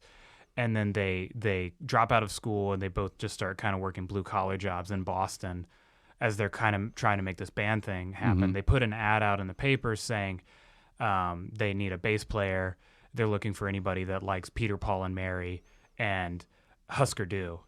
And Kim Deal showed up, and I like Husker Du. I was like Peter, Paul, and Mary, and Husker Du. It's an odd. I mean, that's an odd pairing. Yeah, but it's you're right. Yeah. It's Husker Du. Is it? No, I'm just kidding. I was Off making their second album, Cancer. Cancer. No, but widely considered one of the first alternative bands. Yeah. And I like that. What's that album? Arcade. I really like that album. I wish I could remember the name of it to prove that I like that album. Mike Watt. He's the guy that went solo after Husker Du. So they put this ad out, and then Kim Deal shows up, having never played an instrument. She just liked the sound of the ad. She hangs out, listens to a couple of their songs, and decides. This is the only person that answered the ad, so they end up having her in, and then they somehow meet David Lovering. But I thought that connection was odd. That just the one person who shows up for this this basic, essentially what a Craigslist post would be, and then they form this giant band. Yeah. But there's this really interesting moment in the documentary that I loved, and then I realized that I'll never experience, despite if I get famous or not. So Kim Deal has a giant female fan base. Like, females love her, and that's awesome. I'm not saying anything bad about that, but there's the lady who's filming some of this footage. She finds these avid Kim Deal and Pixies fans, and there's a girl, and she has this book, and it's got a reference to the Pixies in it, and all she wants to do is meet Kim Deal backstage and give her this book. And she and Kim Deal, they meet, you see the footage of the girl first, and then after the show, Kim Deal comes to this fence where the fans and her can kind of interact, and this girl was like, I really want you to have this book. And like the girl starts crying, and Kim Deal's like, no, this is a happy moment kind of thing. And she takes the book, and she's reading it on the bus later, and it was really interesting. Wow. Yeah, and it was just cool to see that interaction. And I was like, oh, I'll never have that. Like, I'll never be a female having an interaction with a female fan in an industry like most dominated by males, and obviously we've made strides in that area as musicians and music fans, and I just thought that was so beautiful. And so that was something that she could have, and they wouldn't have filmed it, she could have just tossed it in the garbage. Yeah. But the fact that she held on to it, that means and it seemed genuine, because she was like smoking a cigarette out the bus window and like genuinely reading the book, and the girl had like highlighted some parts. She was like, she was like 20 pages in, so it was like maybe they could have staged it, but I would like to believe that didn't happen. Probably not. It probably was. But it was cool getting a look into it, because at the same time, they're touring around. Kim Deal would get her own bus and like work on Breeder stuff while touring with them, and Joey Santiago was like composing a film score at the same time. So he's got his little MacBook, and he's doing slide guitar on it. This thing is like from 2004. They're like mounting webcams to like talk to their families and stuff. Oh, wow, cool. Yeah, it's really odd, Yeah. And Black Francis had his family kind of thing. Or Charles, I'll just call him Charles. Anyway, Pixies mean a lot to me. And it's weird knowing that they all like hate each other, kind of. Well, that's a lot of big bands, though. You Sure. don't realize until much later that they don't. Or small bands. Even small. Oh. I don't hate them. They hate you. Yeah. Well, you stole their garbage. Why were you digging through their garbage cans anyway? I was looking for meth. Or what was... Fingernails? Yeah. Fingernail clippings. Magazines. You were looking for meth? Meth. My second album. Meth. But cool. Awesome. But like I said, it's fun. Like I said, I've been familiar with Pixies for a long, long time. It just doesn't gel with me like it does with you. But yeah, and that's fine. Yeah. But I know, I won't downplay the influence they have had on so many bands that have come after So many them. amazing bands like Nirvana. Nirvana, and I think Kid Rock is a big Pixies fan. Probably, yeah. Yeah. Aaron Lewis loves. is Buttfucker 9000. Yeah, Aaron Lewis. He wrote that song "Outside" about the Pixies. yeah. No, his song He is was, "I'm he was about." outside Kim Deal's window, looking Mm-hmm. inside to Kim Deal's window. But he only got like part of it written, and then she wasn't listening, and he left. Yeah. She's like, I'll just leave. He's like, "Yeah." What'd you do? Anyway, second song. Okay. What did I even pitch? Fucking Pink Floyd. I'm trying to remember. What song it Remember was. a Day. Yeah, Remember a Day. Yeah. Mm-hmm. Off of album's not up there for some reason. Saucer Full of Secrets. Secrets. Mhm. Yeah. Why did they have Relics? Yeah, we had this Just put discussion Saucer before. Full of Secrets. It's like here's Or metal. They don't have metal. They have like I don't. That's weird. Yeah. It's like having that of all your great albums and then having your like first iteration of greatest hits artwork on there. It's like if that was Led Zeppelin and not having like Led Zeppelin 4 Yeah. or Led Zeppelin 3, but, Yeah. but having like the Song Remains the Same album cover. Yeah. Or- Yeah. It'd be just weird. It is. But anyway. So, how did you think? I'll kind of say what this song is for me. So, obviously, the first thing I was exposed to by Pink Floyd was probably another Brick in the Wall Part 2, because that gets radio play Yeah.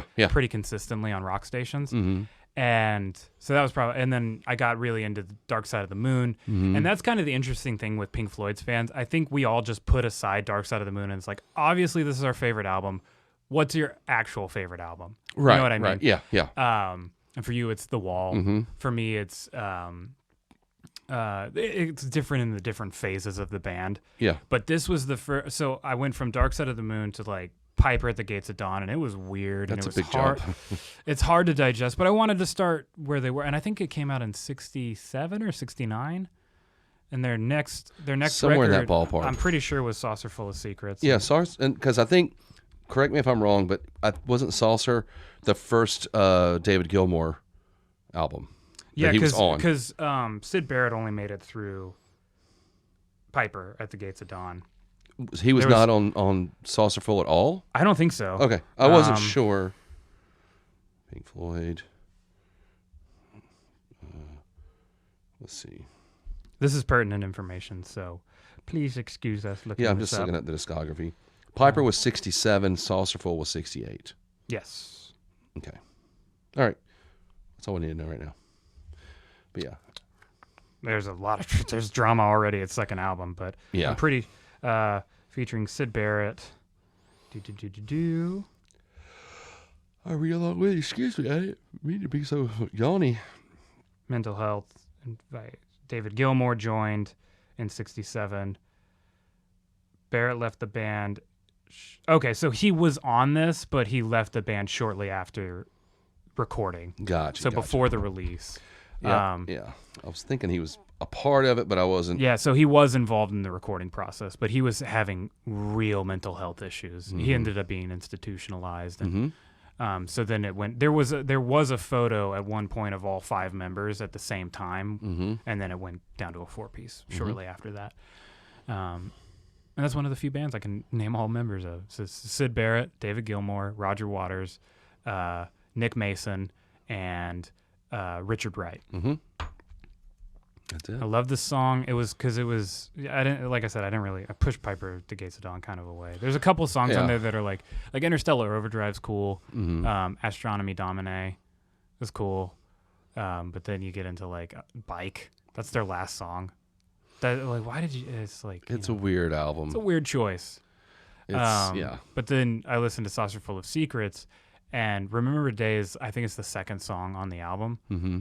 And it was like the first time I heard anything like that, like anything psychedelia, deep influence like that. And it would just like kind of shaped what I was listening to musically at the time. I was like, so I started listening to a lot of those early Pink Floyd records, like Metal and Saucer Full of Secrets, Atom Heart Mother. What was that other? Uma Guma, but that was like a Guma. compilation thing. Yeah. Things before their next iteration of the band, which I feel like is Dark Side of the Moon and on. Mm-hmm. And then I would say like the second phase, like the third phase is things like Animals and The Wall, Wish You Were Here kind of era. So, Well, I was already familiar with this album and this song, and I love Pink Floyd.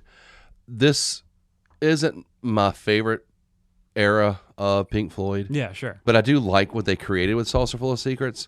It had been a long, long time since I've actually listened to anything from this album. And I mean, I like it. I like Pink Floyd. Yeah.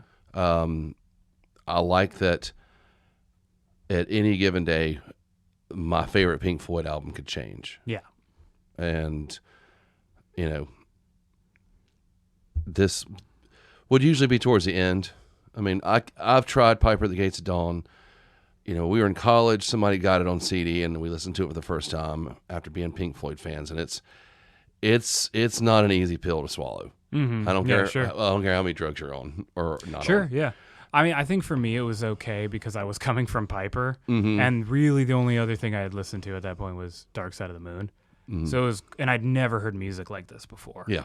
So it was really cool exposure to me. Like I was instantly, even though it's obviously dated and far removed from me, Well, yeah. it's cool to like hear music you'd never heard anything like. And I feel like it was the start of the progression of definitely. what Pink Floyd would. Thank God become. Syd Barrett no longer had influence on it. I mean, it's a shame what happened with his mental health, Sure. but If songs kept being written like the majority of songs off Piper, they would not have. You know. Gilmore and Waters, I felt like they were a good dual team. Yeah. Because either one did the good writing or the other did the good writing, and I think they played off each other. I think they didn't like each other at all. Like after a while, No. The egos. Yeah. And like for a while, it was like only David and Nick Mason could record at the same time. And, that always ends up happening. Yep. I mean, that happened to Led Zeppelin. It was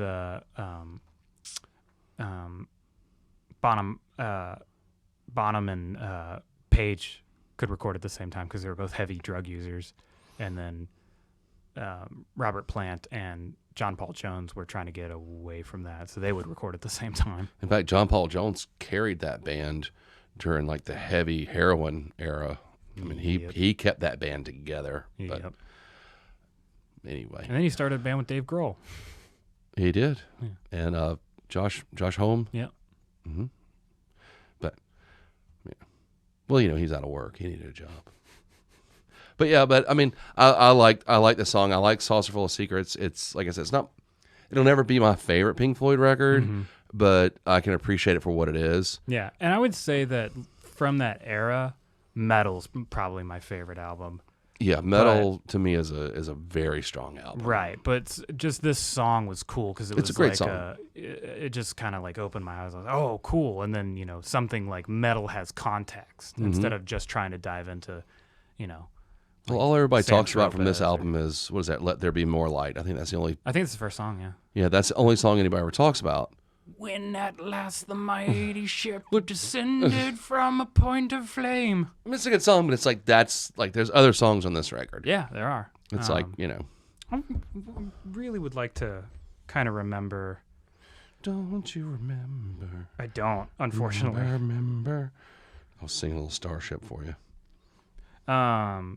Corporal Clegg. I love that song. Saucer Full of Secrets is good, obviously. Jugga Band Blue is really weird. But then it provides context for things off Metal like Fearless and Echoes and stuff. It's like, oh, they really like out there, spacey, weirdy kind of vibe stuff. Yeah. I love Corporal Clegg. That's such a cool song. It is. I hadn't heard it in a while. Then pedal part, and then you played it for me coming home from a few weeks ago in the truck. But it had been a long time since I've heard it. Yeah. So it's a cool album. It's a cool record. I tend to gravitate towards my comfort Floyd zone, which is The Wall. Well, The Wall, Dark Side of the Moon, Wish You Were Here. Wish You Were Here, Animals. When I'm really in the mood, Metal goes on, and it's that's like you got to commit to that. Just like The Wall, you got to make a commitment to them. Definitely. That's something we should watch the movie. I love for that the Patreon. movie. I love that movie. I love it. Ooh, I need a dirty woman. Ooh, she's gonna suck a dick to get backstage. I brought that back. Nobody's sucking dick to get backstage to Michael Jackson shows. They're showing that juicy young butthole. Last song, and then we'll put it to bed. Okay. This Train Don't Stop Here Anymore by the great Sir Elton John. Never heard of him. He's a knight or something. Fucking joust champion. Okay. He made music on the side. He dabbled, you know. I think he covered a couple. From Beatles hearing this tunes. song, he should stick to jousting. Go ahead. I'm kidding. Go ahead. It's one of the later releases. You know, he's obviously very well known for his hits in the 70s and 80s. Not as well known in the 90s and 2000s, I would say. I mean, mainly known for his early hits. Yeah. So, Yeah. you know, things like Goodbye Yellow Brick Road, Don't Let the Sun Go Down on Me, that awesome cover of Pinball Wizard. So much better than the Who song. What are you laughing at? You don't like it? I don't like that song. Oh, just Pinball Wizard in general. Yeah. But his rendition of it's fucking cool. He does a great job. I just don't like that song. Yeah. So it's hard for me to Sure. No, and I do not like the Who version. a better version of a song that I despise. That's fair. But So, you know. I really like that song. Sorry, work. I'm trying to think of other hits, but you know the one. Saturday Night, You know, Crocodile Rock, your song. Alligator Cock, Crocodile Rock. Yeah, your song, huge hit. Oh my gosh. I mean, So many. and in like Goodbye Yellow Brick Road and others. and others. Insert songs here. Yeah. And not in it. Tiny Dancer. Yeah. Hold me closer, Tony Danza. That's good. I like that. Leave On. But this was, I think, 2005 Yeah. album, Songs from the West Coast. Not a very well-known album by Elton John. I'd never heard of it. But this is a song off of it. And this was, so my dad, obviously a big music fan, also a big pirater off of Napster. So he would get all these albums, and he likes a lot of sometimes pretty obscure music. He finds stuff, and I don't know the story behind him finding this song, but it was one of the first Elton John songs I heard. Oh, wow. That wasn't one of the big hits. Okay. know? I got you. And I just instantly fell in love with it. This is my favorite Elton John song by a wide margin. I think it's just because it's so different from those. I mean, even the way he sings is a lot lower, and I would say like a little bit more soulful. And just the subject matter is really deep. And he's obviously known for really deep subject matter, like that song Sugar Bear. It's all about how his friend saved his life when he was going to kill himself because he was about to marry another girl, and so he has really deep subject matter. But this especially, just like it all kind of comes together. I love this song. What'd you think? Honestly, I'll back it up by saying I'm a huge Elton John fan. My dad loves Elton John, and I like the popular era of Elton John. I really haven't listened to anything he's done in probably 30 years, 25 years. This song, and it might contradict your opinion of it, I really, really like this song. And he sounds more mature. It sounds great, but it had a feel to it that reminded me of the era of his music that I liked. It didn't, of course, it doesn't sound like it, but it felt like that old 70s and 80s Elton John. It just had that feel to it. If that makes sense. It's a really sad song. It kind of reminds me of some of the other sad stuff he did, like Don't Let the Sun Go Down on Me, Somebody Saved My Life Today, Curtains. I guess that's why they call it the blues. Yeah. Curtains, which that is one of my favorite Elton John songs, if not. And it kind of had that Curtains feel, just mature, more grown up. But yeah, I loved it. I mean, I love Elton John. I didn't know he was still making music like this. I knew for a while he was doing like Disney soundtracks, like The Circle of Life. And can you feel the nerve? Yeah. Nerve? I mean, He's obviously known for those, but I would say mainly because of Lion King. Probably, they could have been pretty big hits. I would say. I mean, they were popular. He kind of went the way of like Phil Collins and like Tarzan. And who's the other musician that got big into Disney hits?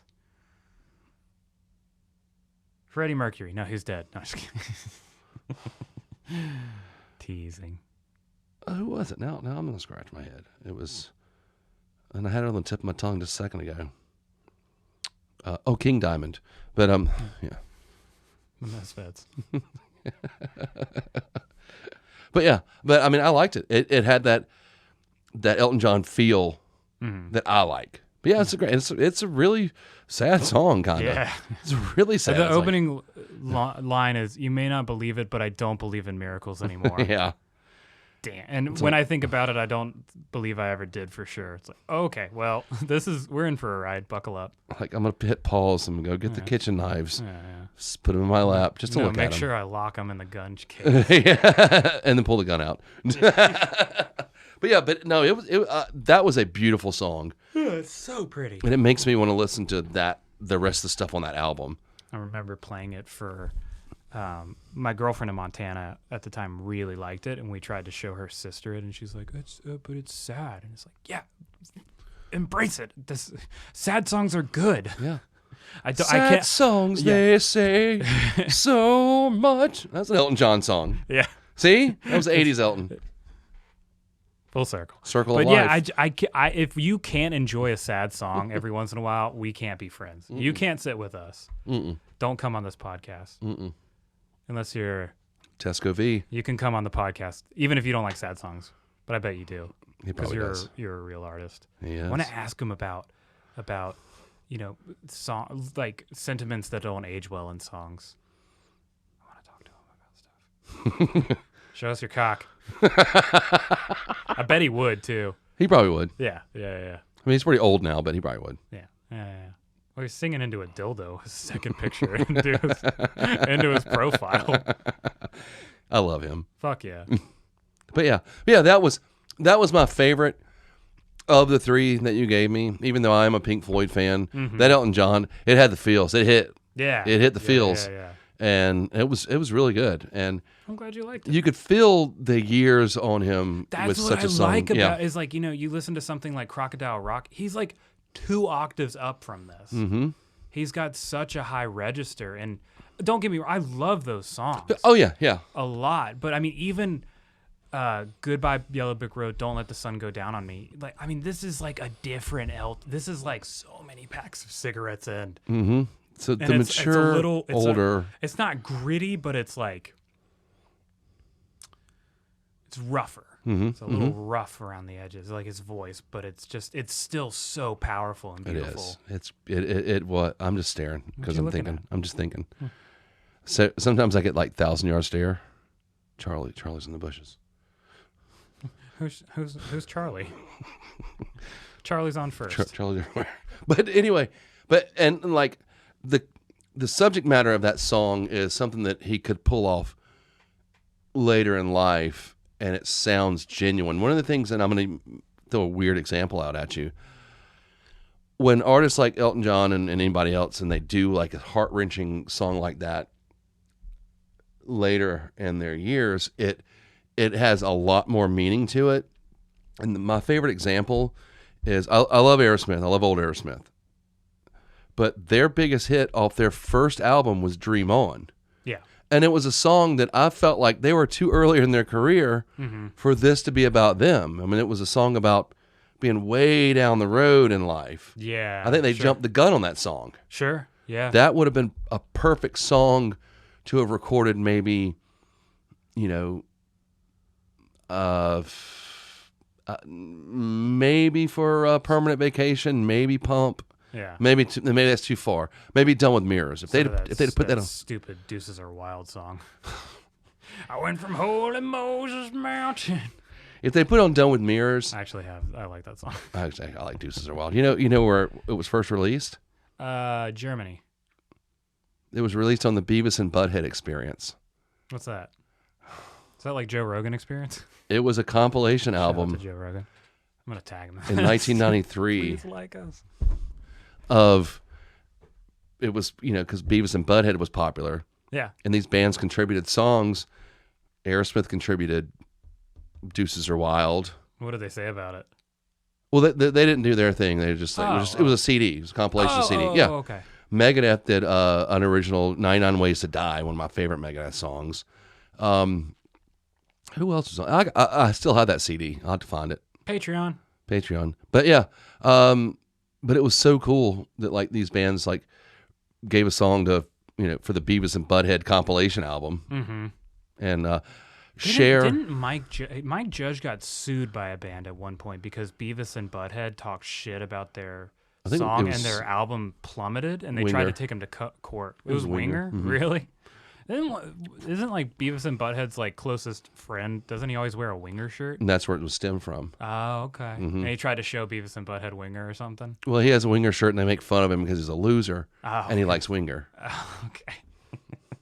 That's pretty funny. Yeah. And then Mike Judge in court had to be like, okay, Yeah, it's just or you're suing me because Beavis and Butthead influenced America's musical decision making. Like, Did you know that because of Beavis and Butthead, that's why they have the child-proof lighters now? really? Yep, No shit. that's why. That's awesome. Fire. Because they had to quit saying that on the show. Really? They said it on Do America a lot. Well, it was a movie; they could do it. Firearms. Fire. Sweet beer and cigarettes. But Firearms. these stupid kids, because of Beavis and Butthead, they were playing with a lighter in their trailer and burned the trailer down. Well, they needed to go anyway. So, yeah, there's a lot of other things that were wrong with this picture, but they had to institute. Like, oh no, they burned themselves to death. Well, they were also being beaten every day, so probably a pretty good wrap up. And why do you have lighters around for kids to play with? I mean, we had them around, but I never burned our trailer down. I was so pissed my parents didn't smoke. So fucking mad because a friend of mine's parents smoked, and there was so many not packs, cartons, just on their entranceway. We could take packs of cigarettes and nobody fucking noticed Oh wow! because his parents smoked. They had cartons. See, That was where I first learned the trick about putting cigarettes in the freezers, and then smoking that first one. Oh yeah. It's fucking. It hit different, It's different. See, my dad smoked, but he smoked the cheapest cigarettes he could buy. Oh, they were the cheapest. Yeah, super cheap. Oh, I'm gonna tag him right here. like Bel Airs, and he smoked menthols. Ooh. Bel Airs, and then like in Basics and GPCs. I had my menthol phase. I was smoking like 3 packs of Newports a day between 15 and 16. And he would only buy 1 pack at a time. My dad didn't yeah. buy no cartons of You cigarettes. couldn't even steal one. I didn't. You wouldn't want to. Oh my god. You're like putting some of your cigarettes in there so he can actually enjoy himself. Yeah, but I mean, he had a thing though, and he had told my mom at one point years before I was born, if cigarettes got above 50 cents, he was going to quit smoking. Well, he let it get up to $1. And I remember he would Damn, that was a long time ago. he would send me to the store, the cheapest ones you can get for $1. Then way back then, like when I was in high school. But he'd send me to the store with $1 and a quarter and say, "Go get me whatever pack of cigarettes you can get for $1 and a quarter. Make sure they're menthols." Oh, I'd be able to get him a pack. Not like today. I'm gonna When- need, what's a pack of cigarettes cost these days? Between $5 and $6. No, come on. Yeah. No, I'm not talking about your fucking shitty death sticks. Like something like Parliament, something that I would a gentleman. $5 or $6. No, Yeah. it's probably like $8, $9. Don't listen to him. When I was in high school, I got mad the first time I had to pay $2 for a pack. Really? Holy shit. Yep. When they jumped up to $2. That's what the government likes. They tell you they don't like cigarettes. They fucking love cigarettes because they can tax you the whole time you're alive, and then you'll die before you get your Social Security. That's right. It's their plan. I have a song about that. Want to hear it? Here it go. Anyway, here's Wonderwall. That was on the most. That's the only. So, last week. Sorry, at Shred, but I don't think Wonderwall should be considered as one of the worst songs of all time. You can hate it for being overplayed, but it's not a bad sounding song. I mean, I don't like Oasis, so. Well, and that's fine, but like they're playing in time, in key. The recording quality's good. It just shouldn't be in the conversation of worst songs of all time. You can hate it because it got oversaturated radio play, But Yeah. how many songs are like that, and we're not like, oh, it's the worst song of all time? I mean, look at Stairway to Heaven. Yeah, exactly. Like, why isn't that in the conversation? Because that's FM radio loved that song. They probably still do. Oh, they still play it. I Like, guarantee oh my you. God! You know, Led Zeppelin put out a whole bunch of whole other albums. They have other songs They do that are actually way better than better than Stairway. Hot take. I don't like Stairway to Heaven. It's I don't kind of think- boring. It's so fucking boring. Well, you know what? You want to hear something? Led Zeppelin, they don't like that song either. I can't imagine why. They didn't really care for it when they recorded it. It was just some long, slow song to throw in there It's so boring. to end side one so they could pick it back up when side two. So boring. The solo was great. Everybody's like, oh, with the solo. But I got to wait 8 minutes to hear it. Yeah. And the song's boring. I mean, I'm sorry. I don't like it at all. They have so many much Have better you songs. dissected the music in Black Dog? It's crazy. It's a 9/8 time, and they have to like fucking That's move. a They have to great song. move a note over at the end of every sequence. I mean, I'm doing a horrible job of explaining it, but it's But I know the song. fucking wild. And that was the opener for 4, And wasn't it? no fucking other drummer in the fucking world could have done what John Bonham did on that song. He's the only reason that song works. He was a maniac. He was a great. He was an amazing drum player. Yeah. Drum player. He's a drum guy. He was a- He was the best dang drum guy I ever heard. he was the drum man. He pick a pin, skins. I love Led Zeppelin's second album, 2. Off their second album too. I like it. It's pretty good. Yeah. It's Led Zeppelin 1, Led Zeppelin 2. Led Zeppelin 3. Three. Then no Untitled. 4 Yeah. didn't even have a title. What do you mean 4 didn't have it? They didn't title 4. They didn't title 4. We just call it that. And then it's Houses of the Holy. House of the Holy, Physical Graffiti, Presence, Into the Outdoor, Yeah. and then to wrap it up with Coda, which Coda was just leftovers. Ooh, 2 minutes ago. okay. Trish may get cut early. Should have locked up those knives. Trish is on the podcast, and you guys didn't even know Hey, it. Trish. Hey, Trish. What do you think about Remember a Day? She liked it. Or Greens Oh, and Blues. no, she liked the Elton John song. What did you think about Greens and Blues? I don't think she heard that one. Oh, okay. I played.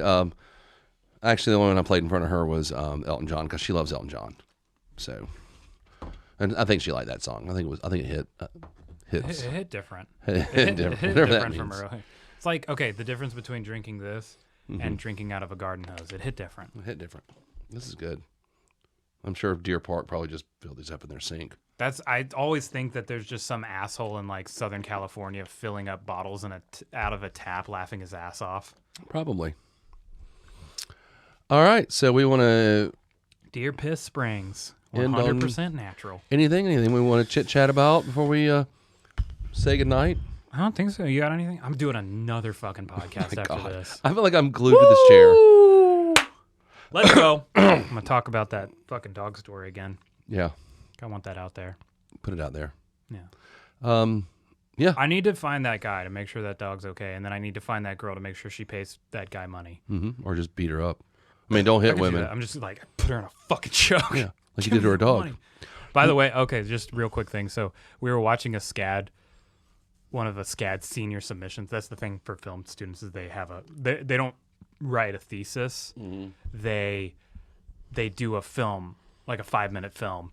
And in this one we were looking at for like this guy gets choked like this, but it's just with the guy's one hand. Like he puts, I don't know how he got put on the ground, but he's kneeling down and this guy comes up behind him and chokes him like this. And I was like, they need a tech advisor on that because you ain't getting choked out like that. Because if that happens to you, you just grab that dude's arm and. Do you think a SCAD kid knows how to choke somebody But else? that's what's annoying to me is all these SCAD kids want to make military movies and fucking have some forms of fighting in there, and it's never accurate. And it's fucking so. There's this other movie I worked on, and it was a military movie. And the whole thing is they find a baby and they have to take care of it, and the enemy gets close, so they have to kill it, and it's like they're in a wood line in a barn.